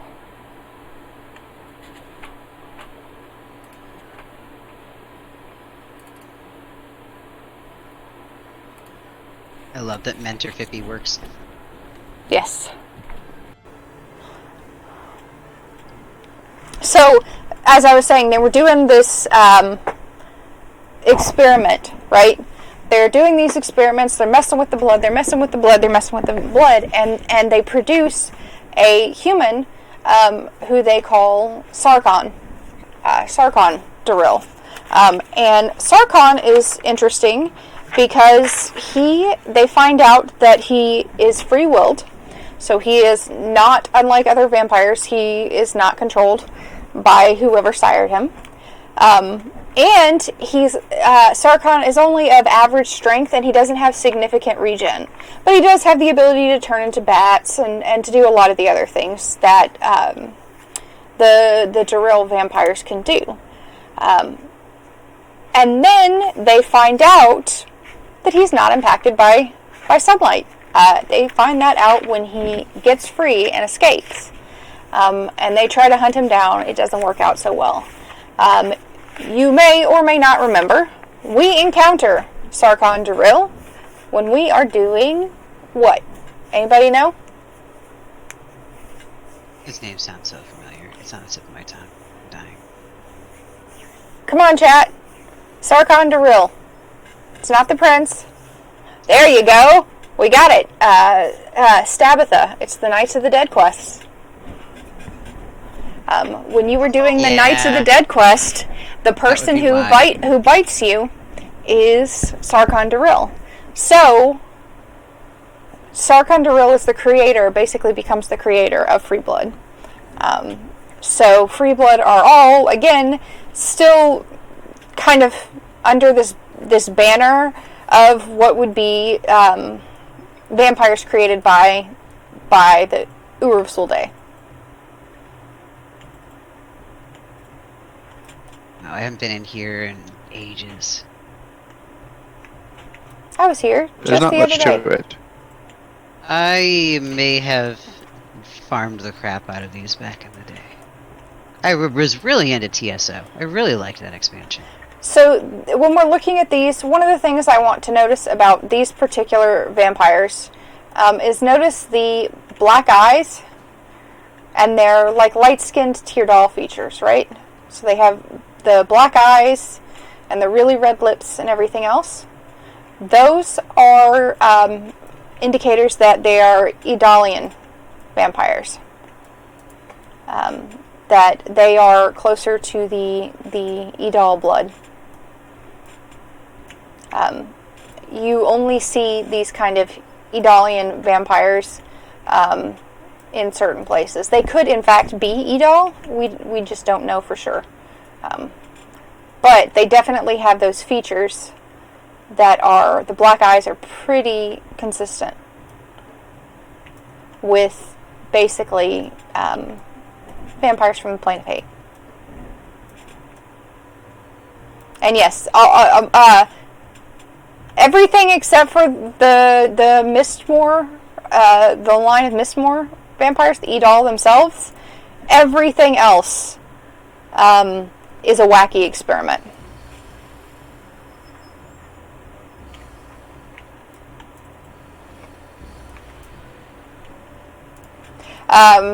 So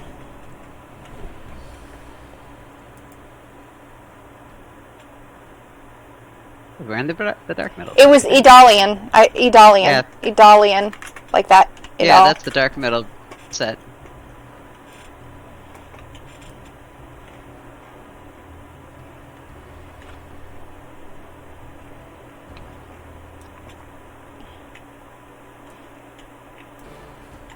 And so here they're doing their rituals.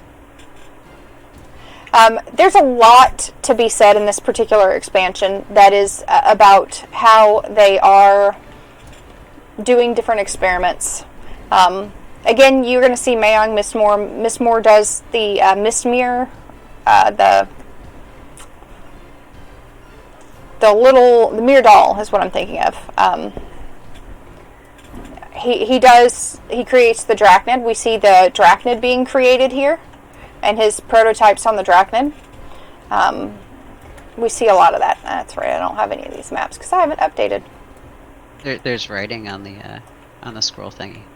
Isn't I it just cannot read though, so. Isn't I it have just no the idea. traditional?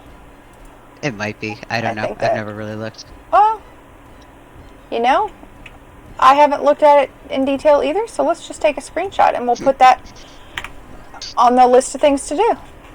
I thought it was just a generic thing, but they did custom a lot of this stuff. It actually is a generic thing. That particular model first appears in the Obelisk of Lost Souls.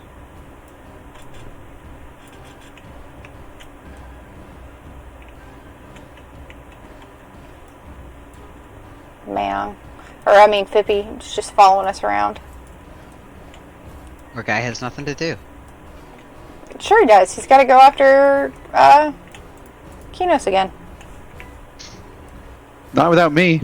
Ganner used to get drunk and run at the gates with him. Used to see how far into the town I could get him to go before we both got our butts kicked. Good times. Yeah, back in the day, honestly, some of these fights were both really fun and also really irritating. In particular, not this one, but in some of the later Mistmore instances in TSO. some of the strategies got a little more challenging. I think of the last one of the 3 that was in Somborn was the hardest that wasn't one of the anchors. I wish he didn't die so fast, because we would have been able to see that his face is a little more pinched upwards. Like he has, it almost looks like you've kind of pinched his face in the way that it's angled. I was actually going to ask, like, is there a reason why they all look like they've eaten lemons recently? I think that those are the eat all. This is my conjecture, right? So this is not coming from any direct source, but the illusion Ganner had earlier is, the vampires that we see in some of the other areas. So these are either just the difference between Mistmoor vampires and the Demort, but I think that this illusion right here, I think that this, and I could be misremembering, but I believe this is what we see as the Mistmoor vamp, and then the red vamps are the Demort vamps. But now that I'm thinking about it, doesn't Malconis look like that? Let me pull up my screenshot of Malconis.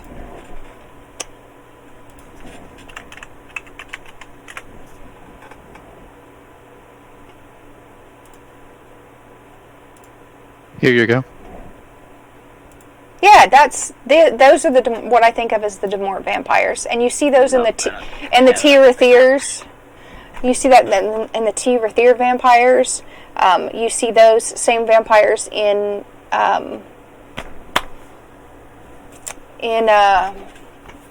the Crypts of Night when we killed them. So I think this is what the Demort vampires look like. I think the illusion that he was at previous is what we see as the Mistmoor vampires, and any of these vampires with the black eyes and the red lips are the Edals. They're Edal vampires. You can preview those 2 links and see them in the female version on yourself if you want to show that to the stream. I know that there's a lawn item that gives you that illusion. That's the ancient blood letter that I linked.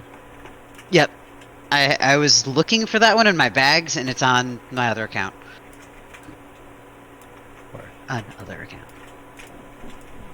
So, and there's a reason why I think that that's the way things are. And I will show you guys. You know what? I'm going to put you on autofollow, Ganner, so you can just lead me into destruction.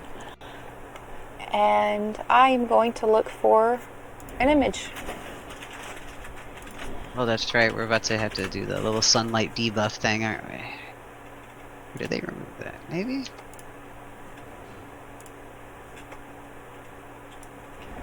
So here's a kind of example of the face features that I'm looking at, with those black eyes, those really, really red lips.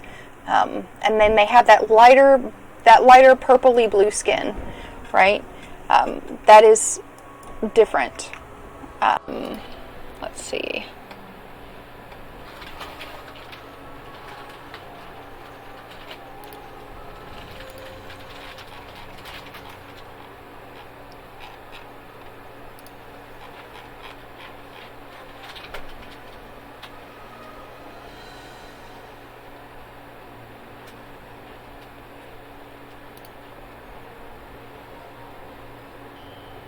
Yes, so again, House Demort seeds were sown in EQ Live. This comes from Balin. Early on, pieces of their history began to appear within Neriac, namely the Lodge of the Dead. Although their story was never fully told, the roots existed. There is a portion of old Neriac that used to hold their original villa, and the agents charged with the ongoing hunt of the vampire house could be found.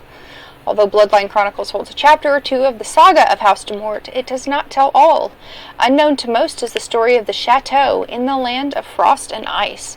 There rests a chapter of their lives that follows the great escape from Neriac. Only in such a hostile land could some of the Demorts hide from the slayers of the dead.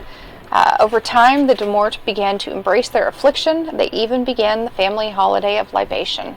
So I have not done the full search of Everfrost yet, but that is on my list to do, to find out, where they are in Everfrost. But vampires are in Everfrost. Vampire Faction. No. I remember that. Yeah, the two vampire models, and it might make sense, Burrick, that those two vampire models, the dark and the light hair, are used for both families because they're all tied together, right? The Duril and the Demort are the same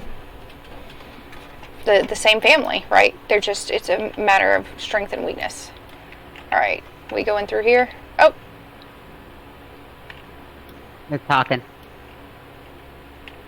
I don't see him talking, but we might not be. Oh, I'm not permitted to enter. You have to click the orb next to the door. Oh, there it is. Yeah, there we go. Oh, Libent Bloodstone. Man, I clicked it too quick and I missed whatever it said. Yeah, Vash Lubin says, "You're faithful not to sustain you for much longer, worm. Trajan Milas, give in now. What are you holding on for?" And then they went silent. And see, this is these pools of blood. And Lord and everything Marcus else? X is just sitting there on a table, getting his life force sucked away.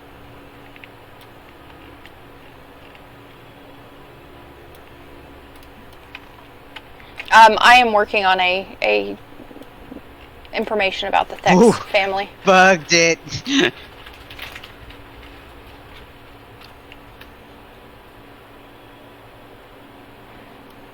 They get knocked down and then they get up again? Apparently. If you don't kill them in the vulnerable order, they just reset. Yeah.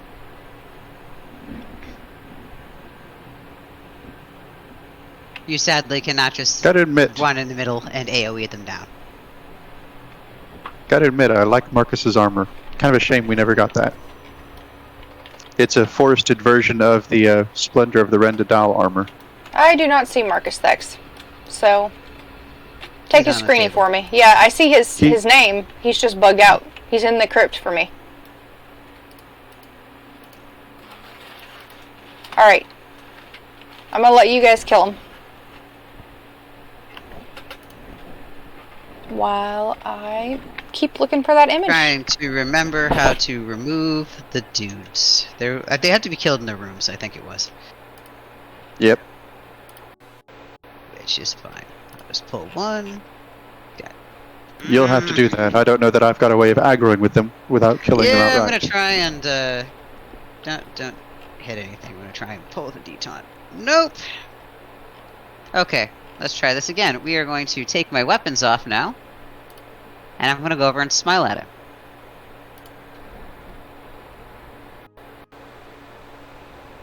Because everything I do does damage. There we go. Come on. Come on. Thanks for keeping things interesting. It didn't make it into the room.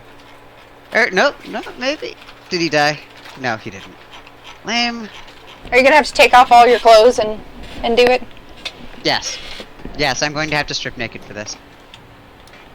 Can't even do that on my end. I'm technically a monk.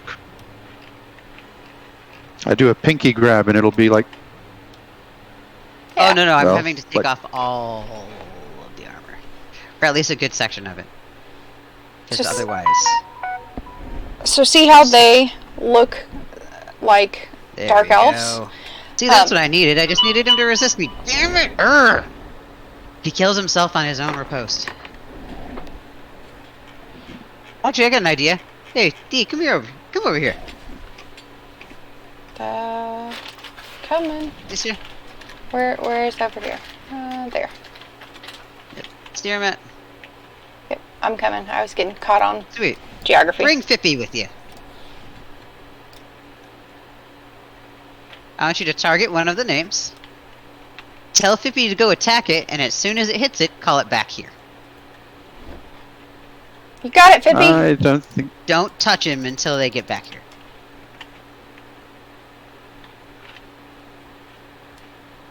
Okay, now kill him.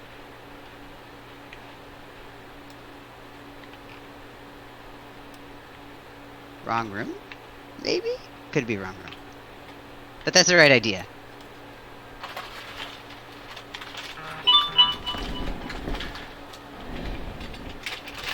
That means I can actually put my armor back on. I mean, clothes are overrated. Right?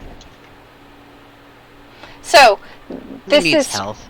this is that like pinched lemon V-shaped face that I think is really strong with the Edol. I think that's indicators that they are Edol, and not just vampires.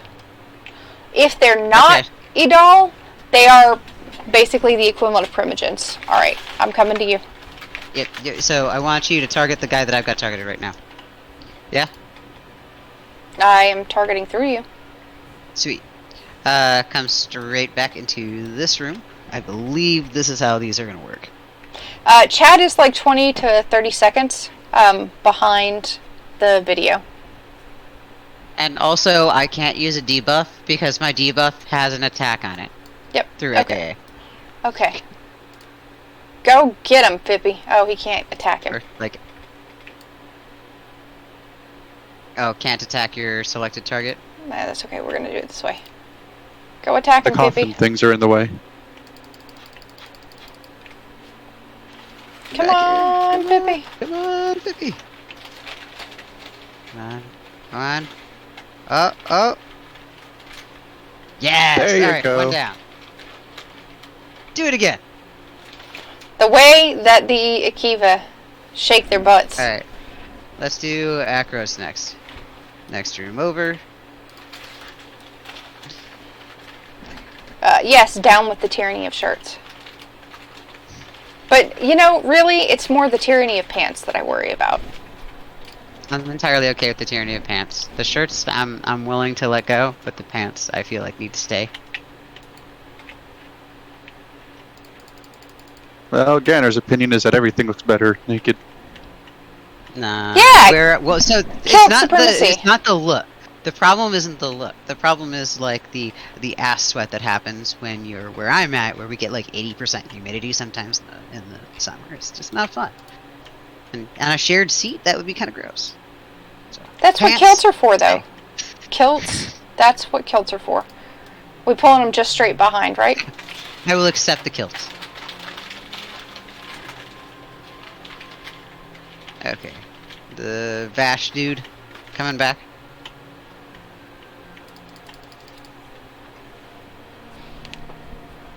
Fippy saving the day here.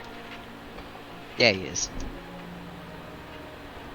Chafing is a key component of hate. 100% agree. Absolutely.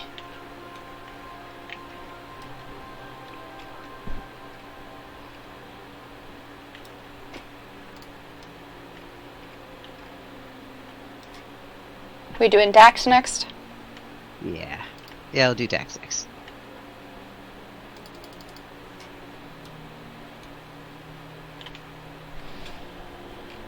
And each of these has a symbol for their house, too. If you guys didn't notice, these are actual symbols. That honestly... Yeah, I noticed that the floor symbols are also different for each one. Mm-hmm.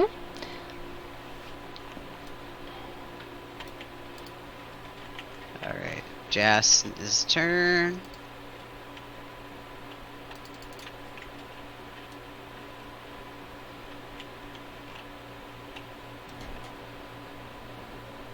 But you can see from looking... I think I got her too early that time. Yeah. We'll have to try that one more time.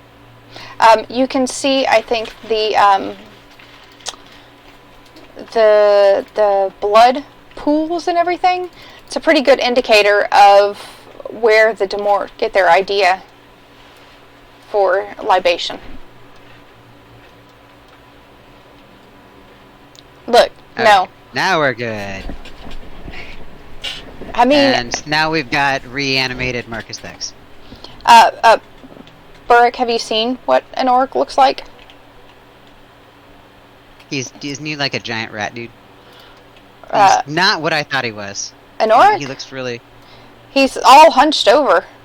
Oh, y'all, I found a picture of an orc from the beta event of EQ1 last night.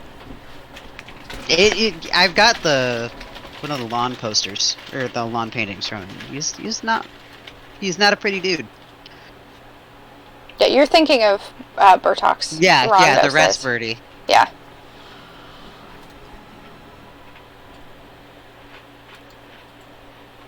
And there he is. He's fallen. Yeah, it's a troll. And it was something twisty like that. It's a troll, I think. He's a troll in I one. love how it repaints his armor. He is a troll in one avatar form, and in the other avatar form, he is not a troll. He is his actual appearance that he's supposed to be.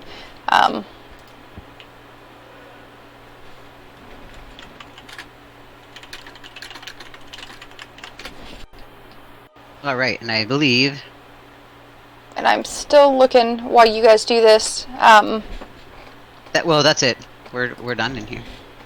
I thought he talked. Talking to me. I wish you could hear this, but oh, never mind. yeah, I actually have the quest for him here. Oh, well, there's some of the text here. Here it is. Enoric's curse may taint this room, but it will not save you from my wrath. So again, the curse is on the Edol. So this is why, again, they're the Edol vampires. The curse is on this room. The curse is there. They are cursed. And then Marcus Thax says, "What is this? More foul vampires come to replace the 5 that have kept me imprisoned? I'm through talking to the likes of you. Come, abominations, meet your ends by my blade. Your godless ways end here, bloodsuckers. Ah, yes, I feel my powers growing. Burn my body, I don't want to come back." I consumed the power of During the fight with him, you're supposed to use the power of the individual vampires to help beat him. We didn't need to because we're ridiculously overpowered. Yeah, I'm trying to remember what their abilities do, though. One was a leg tap, one was a direct debuff, one was a direct damage. There were a couple of different ones. Marcus Thax says, "No, no, this can't be. I've become a monster." You say the Liben were performing some sort of ritual on you, but we stopped them. But you're too late. Now I am cursed. For what sick purpose did they do this to me? Is there a cure? I don't know. The only cure the Freethinkers employ is death. Surely I can never face them again. I am disgraced. I'm sorry. Perhaps... ... My sister. Yes, you must pass word along to Raylam that my sister, Queen Lenya, is also being held by the Liben. The Liben have captured your sister? Yes, when I heard that the Liben took her, I had no choice but to enter this rancorous lair of evil. I discerned that she is in a place known as Mistmere Manor, though I've not been successful in locating its entrance. Go on. I feel so odd. My skin so cold. Marcus must... No, you must tell Raylam about my sister at once. Please, go now before I lose my senses. Please leave this place and tell Raylam that he must find a way to rescue my sister from Mistmere Manor.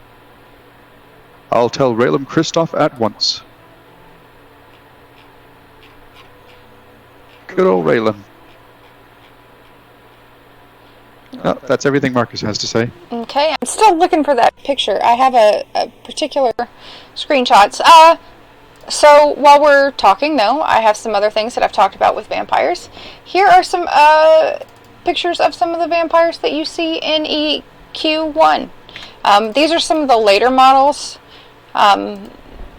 This is a illusion that you can get that I believe is from Depths of Dark Hollow, when we actually go into the Underfoot and we find out that Mayong Mistmore has Dreadspire Keep down there and the Drachnids, and presumably that's where he first encountered lycanthropes, because Mayong himself released the lycanthropy virus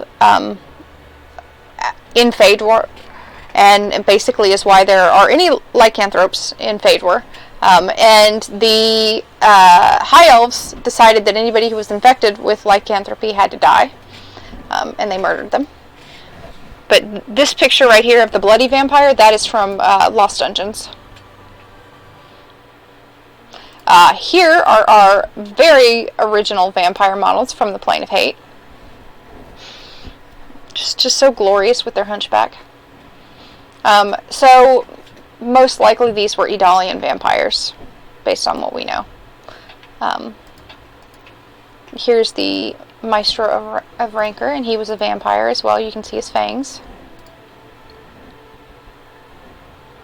When you have a free moment, turn around and click the portal.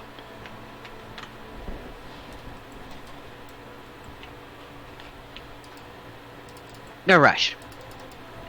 I did it. I did it. You can't stop me. Okay.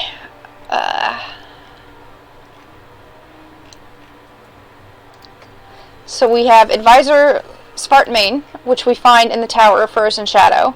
And again, he's got that face and that look. So I think that they're Idal. And if you're wondering why I have all these images around, it's because there are all of us right now in the chat are involved in a group called the Chronicles of Norrath, and we discuss lore. I have created a new server that is Oscurus, which is, if you don't know, that's the Plane of Shadows. And I will post a link to the Discord channel if anybody wants to join that channel. It will be open for lore discussions for anybody in the community, and you can invite anybody and everybody. There are rules, and the expectation is that you will follow those rules, because if you do not follow those rules, you will get banned. I have a great team of people who have already volunteered to be moderators for me to watch the chat if I cannot, and they will not hesitate. I don't think most people will have any issue with it. This character right here, Plane of Hate. And notice she's got that exact same face structure that we've been talking about. And again, the Idal are planar creatures. They are from the Plane of Hate. The Mistmere is actually a district in the Plane of Hate, and that's where Mistmore comes from. And the Idal predate the dragons. Mayong Mistmore talks about how he saw the dragons settle on Norrath, and we get some interesting tidbits there about that.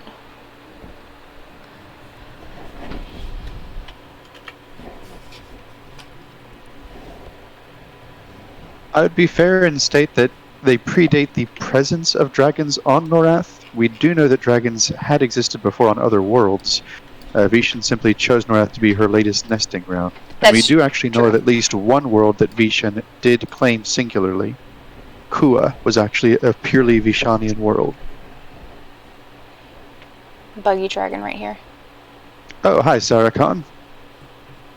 That's technically Ganner, supposed to be impossible. I really want to drag you to Vishen's Peak with me sometime. I really do. We'll make that a point. We really, really do need to do this. Maybe Sure. we make that Just have a dragon. It's one of my favorite zones. We need to do it. Monday. We're going to do another stream. By the way, everybody, we're going to do another stream Monday at 10 p.m. Eastern. We have gotten permission from Soulfire, so we won't be stepping on anybody's toes. It will be the full Chroniclers lineup, which means we'll also have Rezakai here. We do not have the topic set yet, but that is still up for discussion. And yes, this giant vampire dragon. By the way, we have this vampire dragon because Mayong Mistmore saw what happened with Serena and started musing on different things.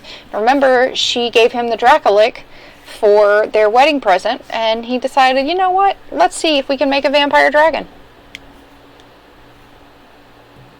Yep, dragons are technically immune to any form of soul curse or disruption because, like Akivans, dragons are also born directly of a divine being. Therefore, they are demigods themselves. They are half-god creatures. You cannot infect them with lycanthropy. You cannot infect them with vampirism. Nothing that roots itself into the spirit is able to affect them. That's why he went through all of these experiments to try and create an artificial vampiric dragon. And Zarakhan here is the culmination of thousands of years of plucking at that problem. And I don't think he's done yet either, but that is damn close. Burrick. So here's the thing. We are told, it's in legends that Vishan marked Norrath before the other gods arrived on Norrath. That is what the dragons tell us. That is the dominant narrative that we have. But we have enough evidence now to know that that's false. And that's true. We have enough evidence in both EQ1 and in EQ2 to know that that is absolutely false, that we just think that the dragons were here first, but they actually weren't. I love that he keeps glitching through the floor. Yeah. It's also worth considering that the altar planes are somewhat disconnected from time. So if Mayong was in Mistmere, he could have witnessed the dragons coming to Norrath without himself being on Norrath, and could easily be uncountably older than them just for sake of having been a planar creature. Hey, Time guys. sort of stops applying to you when you exist in concept. Let me put you on follow. And okay, go ahead. Keep murdering. So the thing is, we don't know who was the entire zone last time. I don't remember getting a chest. Did we? I don't remember. No, either. we must have. I've got a piece of level 50 gear. I don't remember either. So we don't know who was the first on Norrath, but we do know that there were others. So I have not finished my series on the gods. I do apologize. The last stream I did was very all over the place. I had no focus. But we have a set of dead gods that we know the names of. Zul'Varian is one of them that Anashti mentions. But you have Zul'Varian, you have... Ikwan Diku. Yeah, Pikwan Diku. Adikalasion. Yeah. Uktanu. We don't know as much about Uktanu. Give me just 1 second, and I am... Goddess of prophecy before the Shisar ate her. We have Zul'Varian, disease. Pikwan Diku is life, growth, and earth, and it's who Tunar replaced. Anquilacion is destruction, fire, and ruin. So, Sol Ro. Pai Chao. Pai Chao is love, passion, and excitement. So that would be like Tholux Pales and Erelisi. And then you have Zo-Kunin, which was power, thought, and magic, which was what Drew Zilro replaced. And we know that those are there and that they were killed. We know that those four were specifically killed by Rowan Thyr because he keeps their trophies in his little domain when we fight him on Otis. He invokes their powers and their memories as part of his fight. You also see those places in Arcanasai. And I think I have screenshots of that. That's also why their aspects were able to be taken over by new gods. Their concepts were able to recoalesce. Because with the power... Uktanu, because it was... Go ahead, sorry. Yeah, because the God Slayer was specifically made to cull beings and return them to the sort of etheric balance. You use a power check against them getting too strong. With Uktanu, we don't have him being involved. The concept itself becomes consumed and subsumed by someone else. We never get a new goddess of prophecy. So this is Anquilacion. And everything is flame. This is Zul'Varian, so you have malady, and it's green, right? When you go to the section for Pai Zhao, you've got passion, right?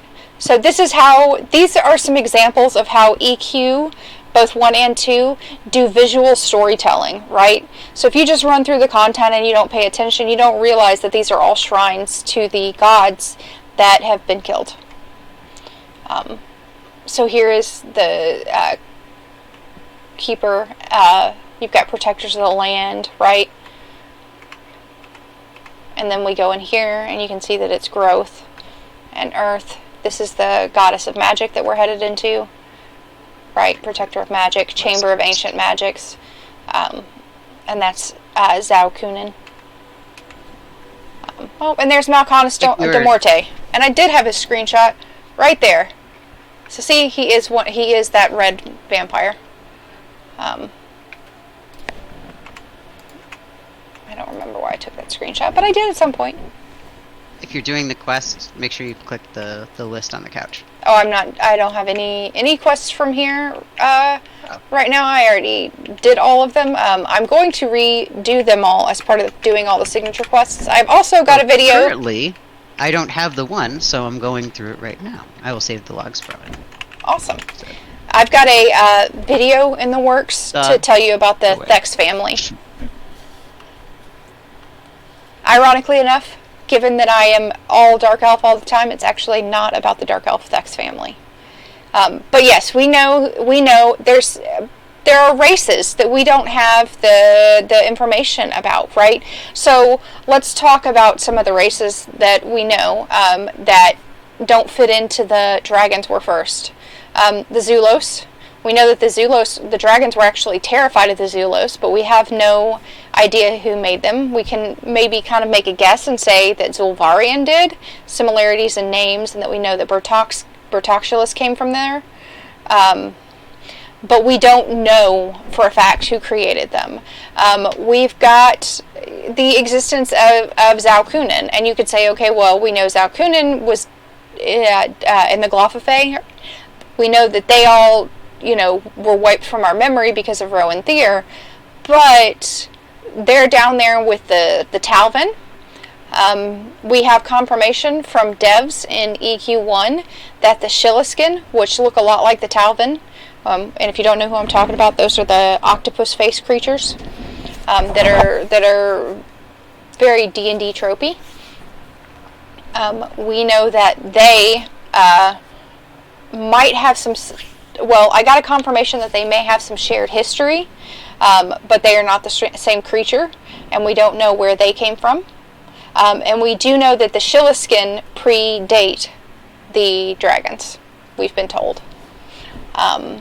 So we have enough races that we know are around that have showed up that don't fit into the dragons timeline.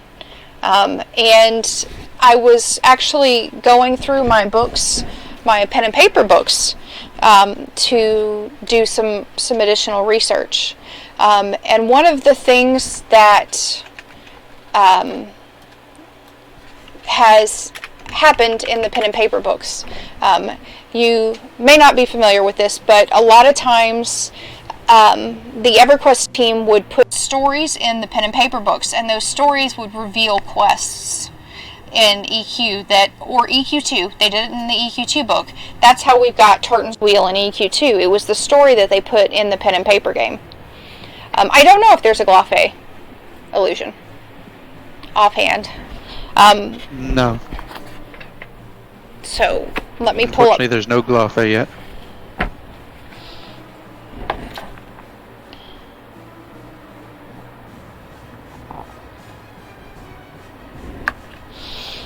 So let me pull up this story that is in the back of. This is coming straight from Monsters of Luckland. It's the last few pages. I'll copy the line a little bit later.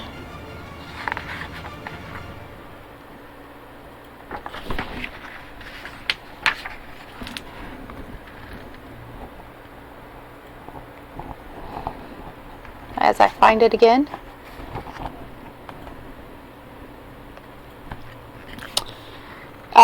They're referencing the wizard spires that were in West Commonlands, right here. Few dared to bother with these pyramids anymore. Peasants and uneducated wanderers feared the structures, which, most were told, had been built during the Combine Empire.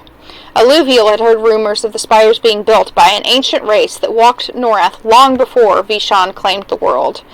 This was a secret belief of hers, perhaps a fantasy, which fueled her imagination and her hope that some wonders and mysteries still existed in the world. And that's not the first line or reference to that. We've been told in a lot of cases, it's been hinted in a lot of cases, that the Combine Empire utilized the spires, and they built their own spires off of the prime spires, but they did not build the original spires. And in EQ1, you have a room in in Timorous Deep.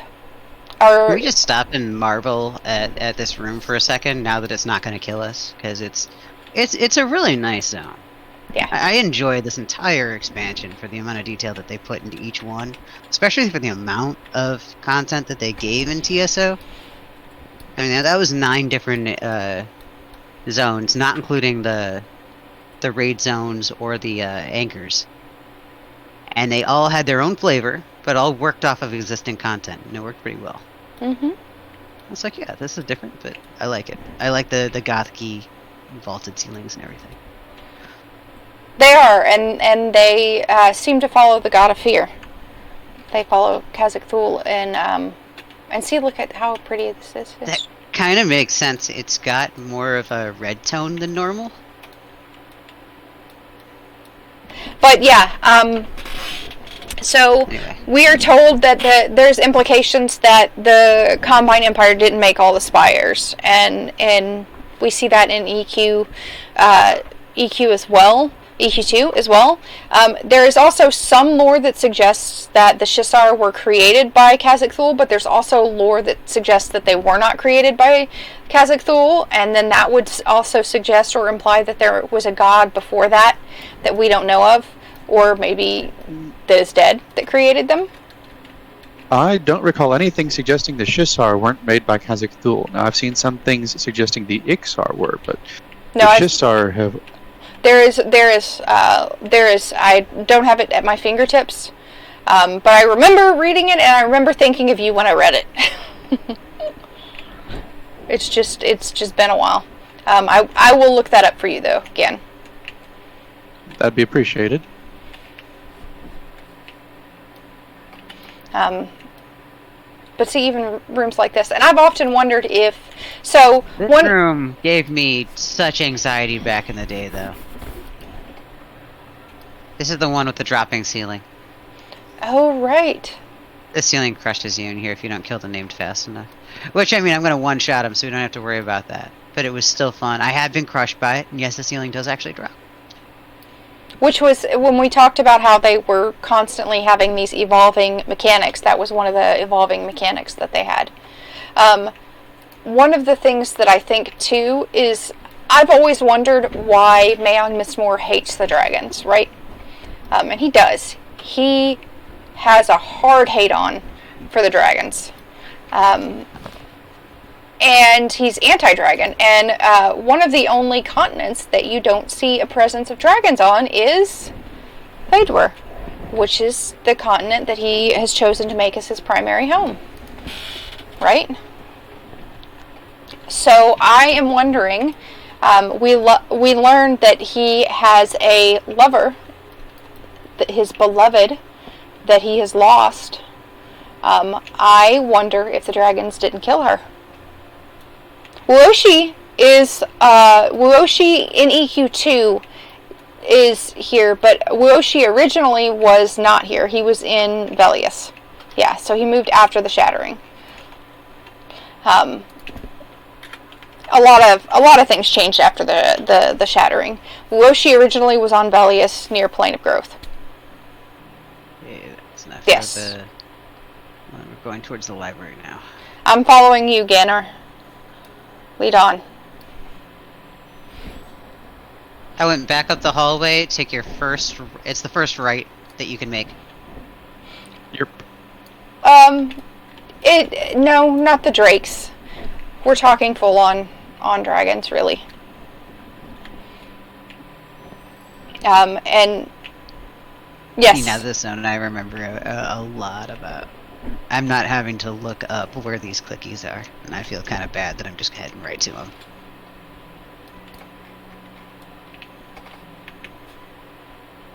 Yes, this is Mayong's portrait. Stupid book. Yeah, but there's a dead dragon. There are no living dragons. There's also, so we're also talking about, when we talk about the fact that there's implications that there was a Norrath before the Age of Scale, really. Another implication is the behemoths. Anybody remember? Anybody not in voice chat with me? Because I've got some lore people. You guys know more lore. Anybody in our chat channel know who the behemoths are?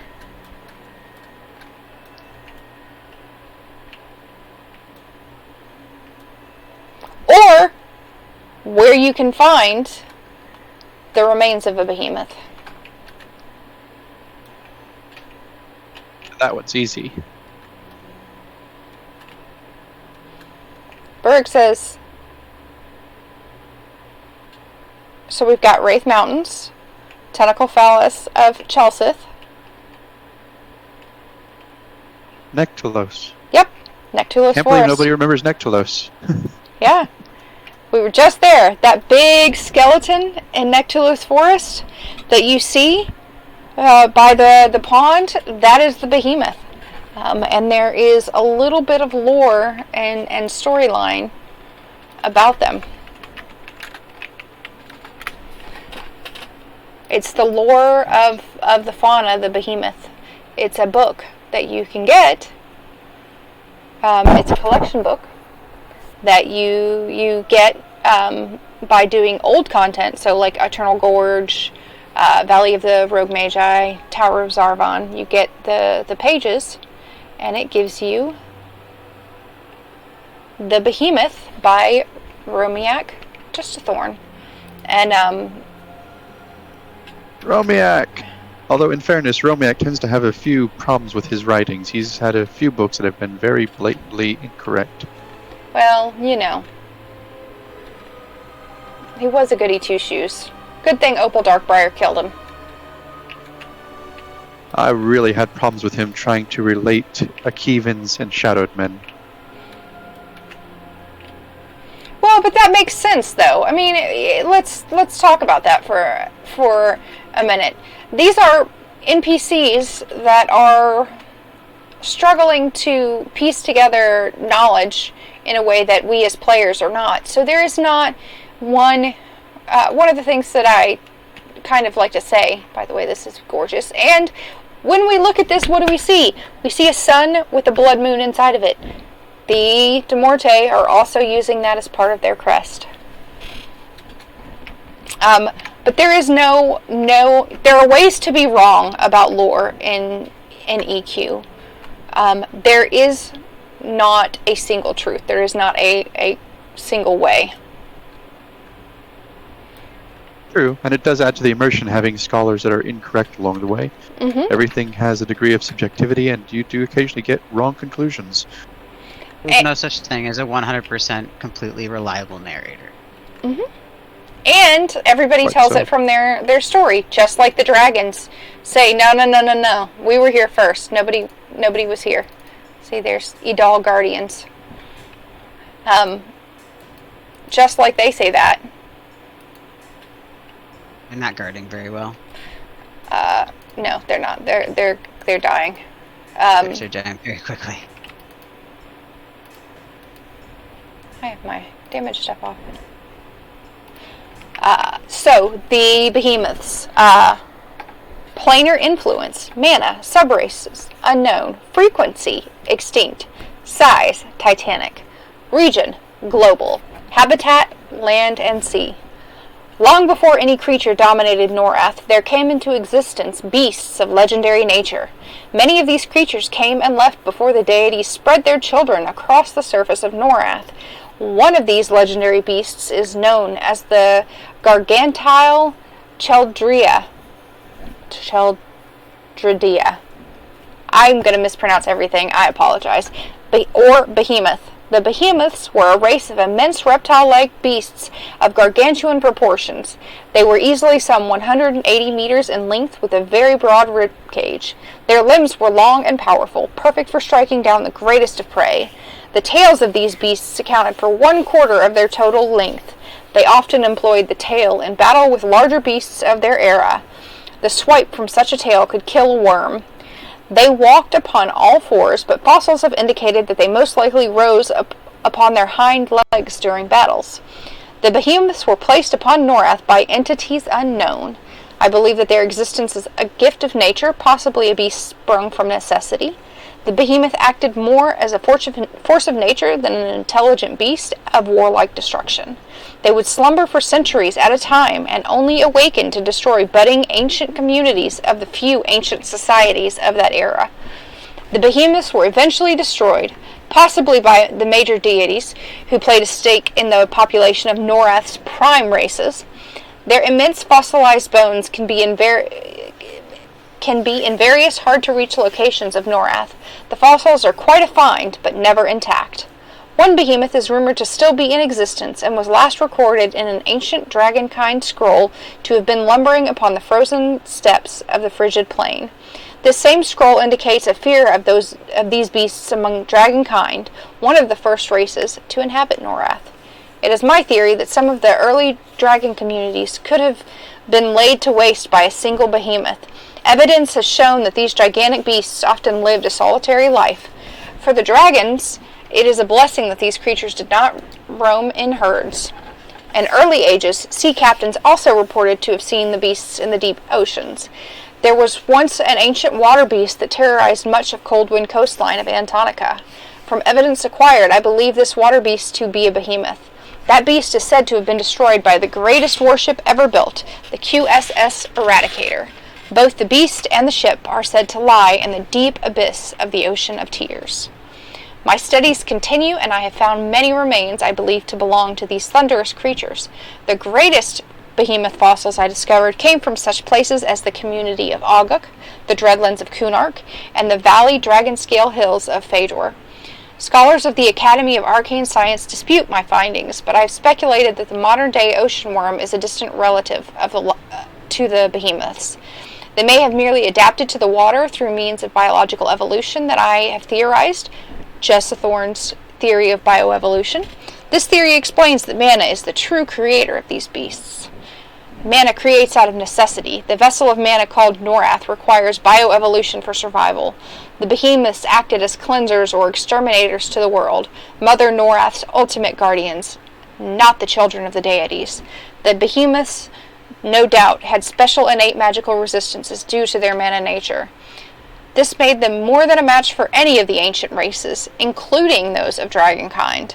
I believe there to be a quasi-plane sprung off the plane of growth, where many of these beasts will always slumber. It is on this quasi-plane that I shall continue my search.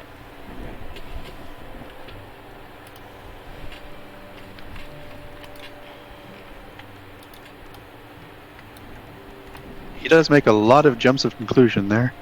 I mean, yeah.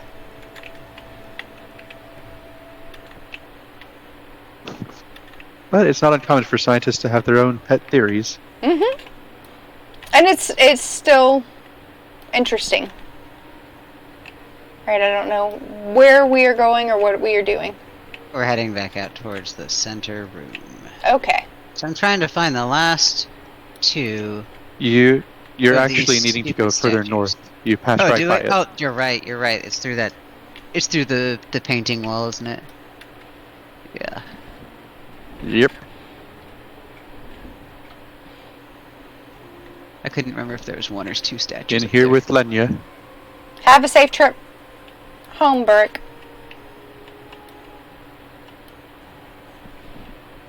See. And yeah, Ronan, one of the first races. So again, there's multiple implications that there is more than one race before the dragons. Thea, I have a question. Yes. Do we know who the chick is? Nope.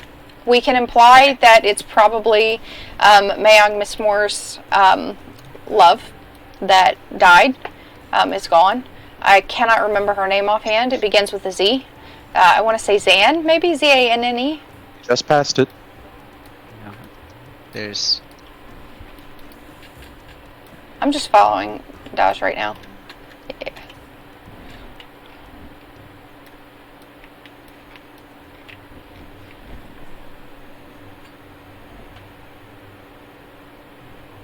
Oh, you're teleworking. You're just switching from the laptop to the desk. Okay. Well, have a safe 10 feet trip. These guys had a strat at one point, but I think even then we just started burning them, so. And the Queen Lenyathex. And they just fall down. You can awaken the Queen.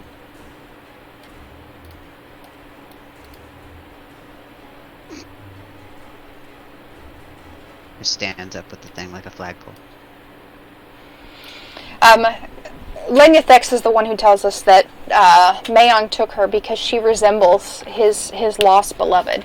So I really think that the woman might be a picture of his original beloved. And that maybe one of the pictures of the guy is supposed to be him. But that's the only thing that makes sense as to why there would be these pictures of these pale-skinned creatures. The human-looking like things. Yeah, there's still not the statues in here. I'm still missing two.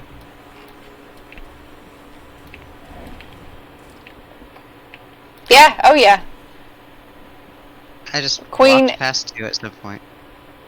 Queen, I want that vampire D. She's Better we question. could Why do I not have feathers on? We could call her the Vampire Hunter D. Yeah, I went there. Does anybody have any Better than the questions? Vampire D Hunter.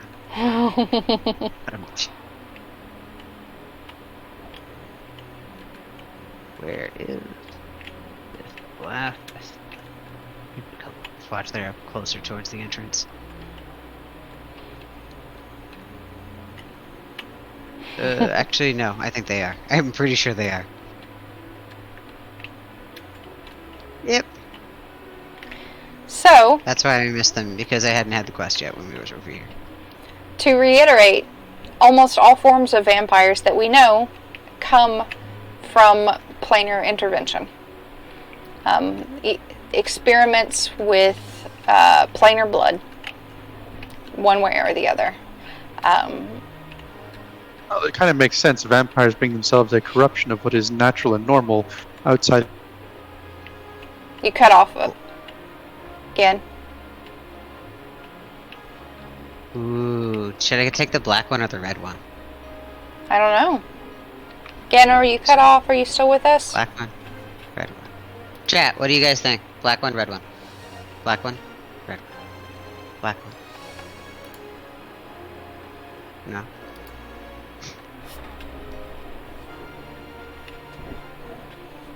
I'm not seeing anything in chat right now.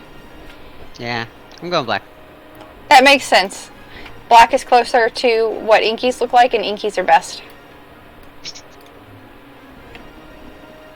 All Teardoll, all the time. E-doll are acceptable.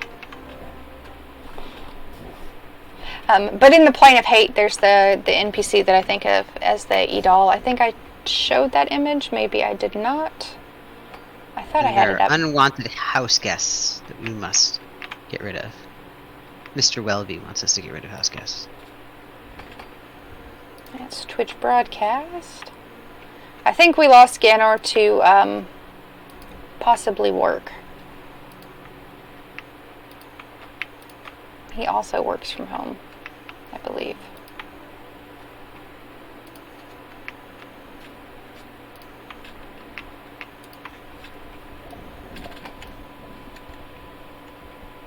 House guests. I wish I could treat house guests like this. So I'm gonna turn Go off home. my UI and Bam. just look at how pretty this place is. And the details of textures. I mean, it's huge. This is I've got to say, one of my pet peeves is just how high every ceiling is in so many places. Like, it makes sense in places the giants live and things like that. But come on. Like, the echo in places like this would just be obnoxious. But And if you didn't know, the different, the Ravenscale Repository, the Evernight Abbey, all that, they are all layered on top of each other. Yep. So you can see. It's actually kind of cool that you can see the giant dragon in the basement.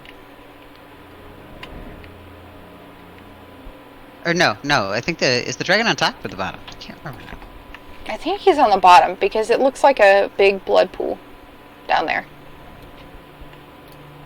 Oh, it is on the top floor? I thought so, because you could see the underside of him. And the bottom is the one we were just in, the Abbey. That one's the lowest, and then it goes up with difficulty. Oh, well, that makes sense why the lowest, though, was at the bottom, because, you know, that's the safest place if you're a vampire. The most underdark. Oh, I got rid of them all. Look, I look up and see him. You can also look down and see him, because he keeps clipping everywhere. Yeah, he keeps freaking out. He didn't used to do that. That's it. That's new to me. No, He used to stay put. In fact, Testing. I didn't even know that they had the holes. You're working! Yay! I didn't even know that they had the entire model in there. I honestly figured that it was just like, I don't know, like a lower poly version underneath the floor or something. But nope, they just copy-pasted him right in. Sorry about that. Not sure why the mic cut out. Because Discord. I thought that you were, you had a work call or something. And, No, I'm on my day off here. oh. If I were on work, I would not be able to do this at all. Well, we're glad that you were able. I'm just running through looking at how pretty this is. And again, I'm just running through finishing up this quest line. Damn, this thing looks just so cool, the Grand Ballroom does. So this is the Master's Rest. So this is supposedly where Mayong sleeps most of the time. In this very smoky room.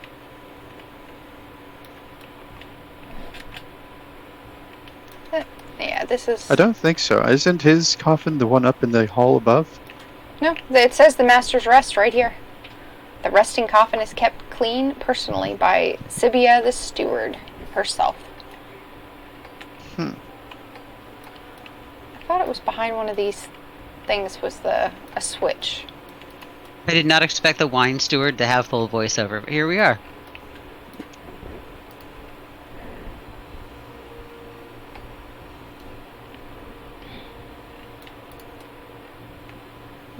Does not want to open. Come on. Says it's open.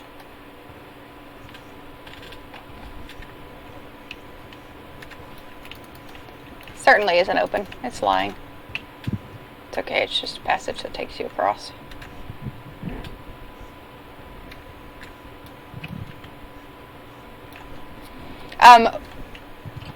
I'm trying to remember.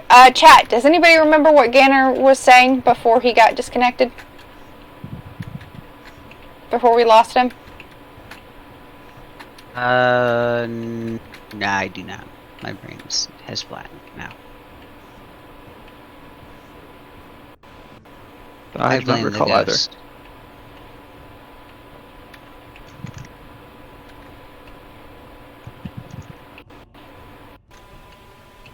Oh, we were talking about behemoths. But I don't remember what else. You guys want to go see? I think I can kill Zarkon. You want to go kill Zarkon and then maybe... Pretty sure we're gonna two-shot Zarkon. I'm okay with that. And Sure. then just Yeah. go ahead and call it, because we've been doing this about 3 hours. Yeah, that'd be about 15 minutes worth of work. I think we could do that. It's I think more you entertaining overestimate. than watching me search this zone for 6 bottles. That they have just so nicely hidden around the zone. Oh, good. So see, I will come back and do this on my own time. this is super pretty as well as we're looking at things. I have a hypothesis that some of these female statues also might be like female knights that are meant to be. See? Mayong's See? wife. He's freaking out again. He's out of his cage. Yep. You don't want to stay put. Kinda neat though, because then you can kinda look at him without him trying to eat you. He is lower res though. If you notice, like, that is definitely not full resolution Zarkon. Well, I believe with a lot of the dragons, they have 3 resolution models. One for the primary, one for They probably mid-range to help with raiding, and then one Yeah, they've got long-range multi LOD. LODs. Yep. So they're probably using the mid-range raiding one. Which would make sense. You get Yeah. enough detail without sitting there staring at it. Oh yeah, especially since you're normally seeing this thing from like through the ceiling. The best way, if you want to look at a model, is really to get an enchanter to possess essence it. You can get a good look at what, and a good That screenshot idea. of what the models look like.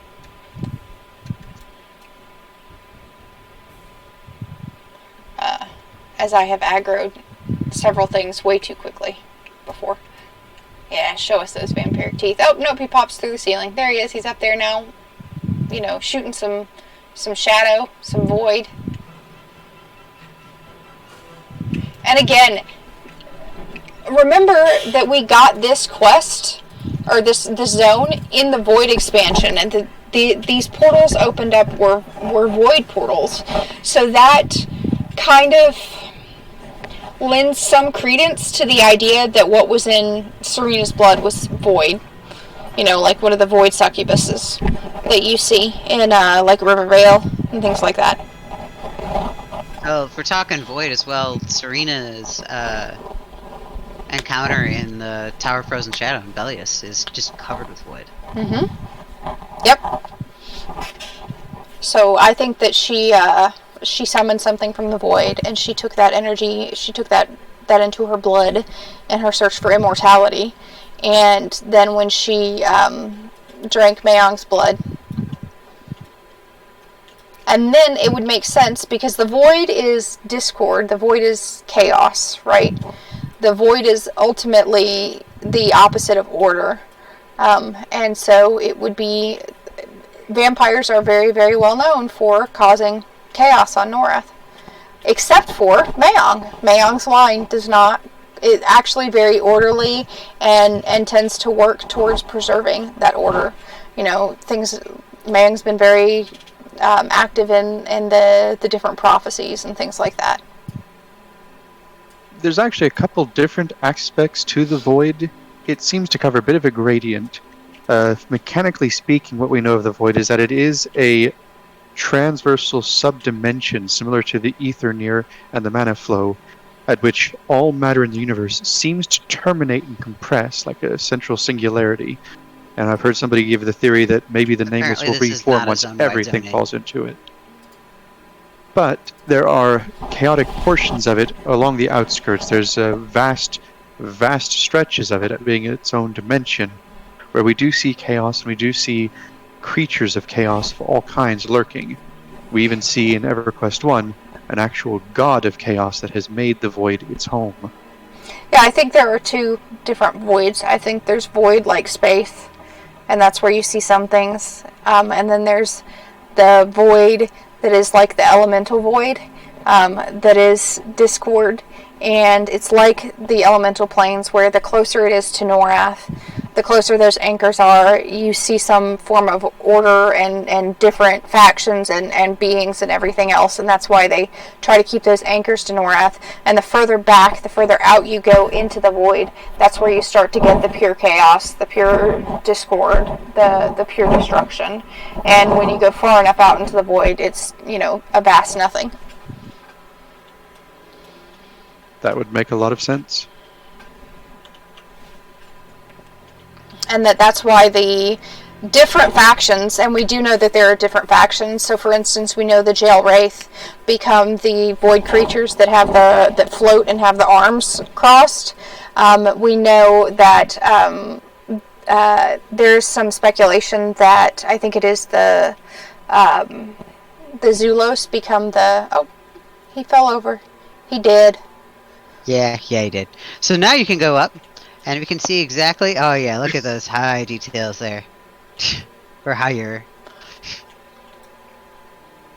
And if you look straight down, you can see all of the... going straight down. Texture could use a little bit of an update. A little bit. Especially in the phase, you can sort of... It wouldn't be bad if the dragon wasn't quite so big. If it wasn't scaled so large, you wouldn't notice it quite so much. Not to mention, they also weren't really counting on you having time to stare at the texture at the time. He was a little labor-intensive a fight. checking out the. These sigils are also very interesting. This whole little rotating sigil is something I'd love to have as a house item.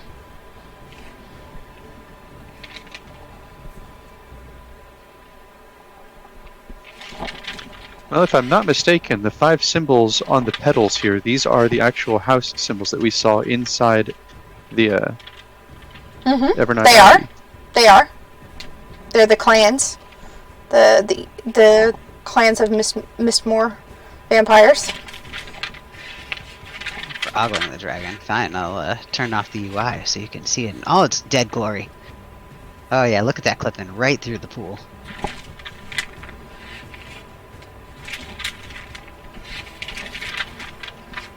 I'm gonna turn him around.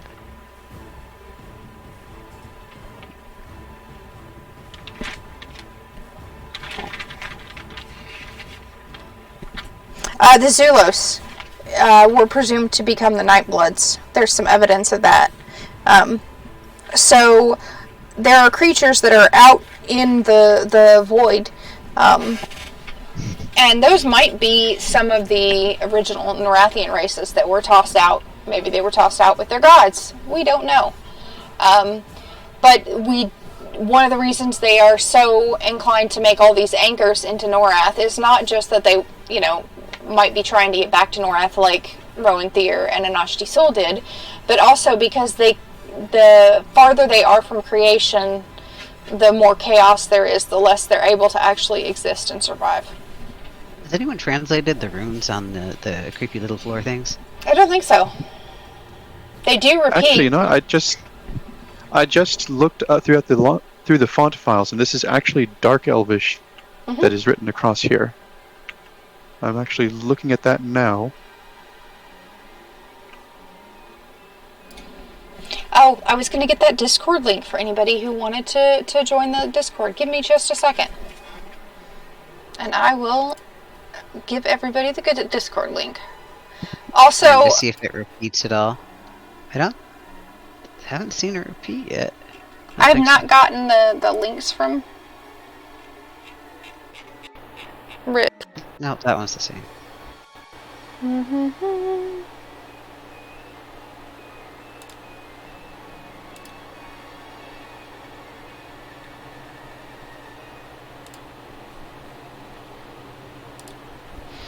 All right. Here is the link to the Discord. If you have a topic that you would like to see us cover, please let us know. If you have a topic or something that you would like to see prioritized on getting uploaded to the lore website, please let us know.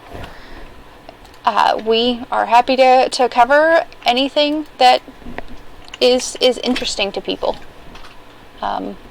We don't do this to just talk to ourselves. We can do that not streaming, right? Right. And we have.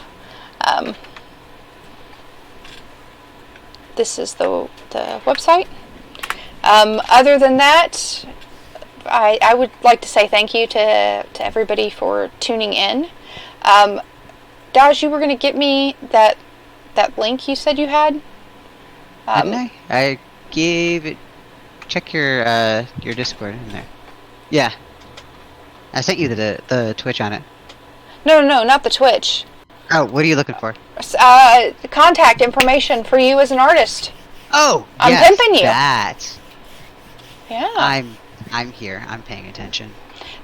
This big symbol right here, by the way, on this is actually on the walls down below. You can see it on the walls.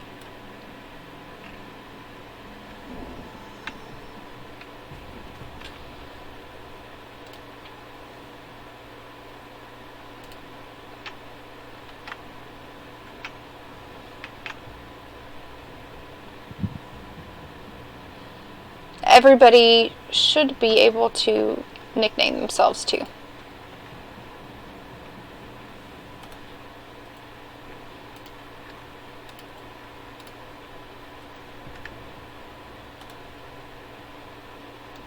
Stupid corpse getting in the way of translation. Right?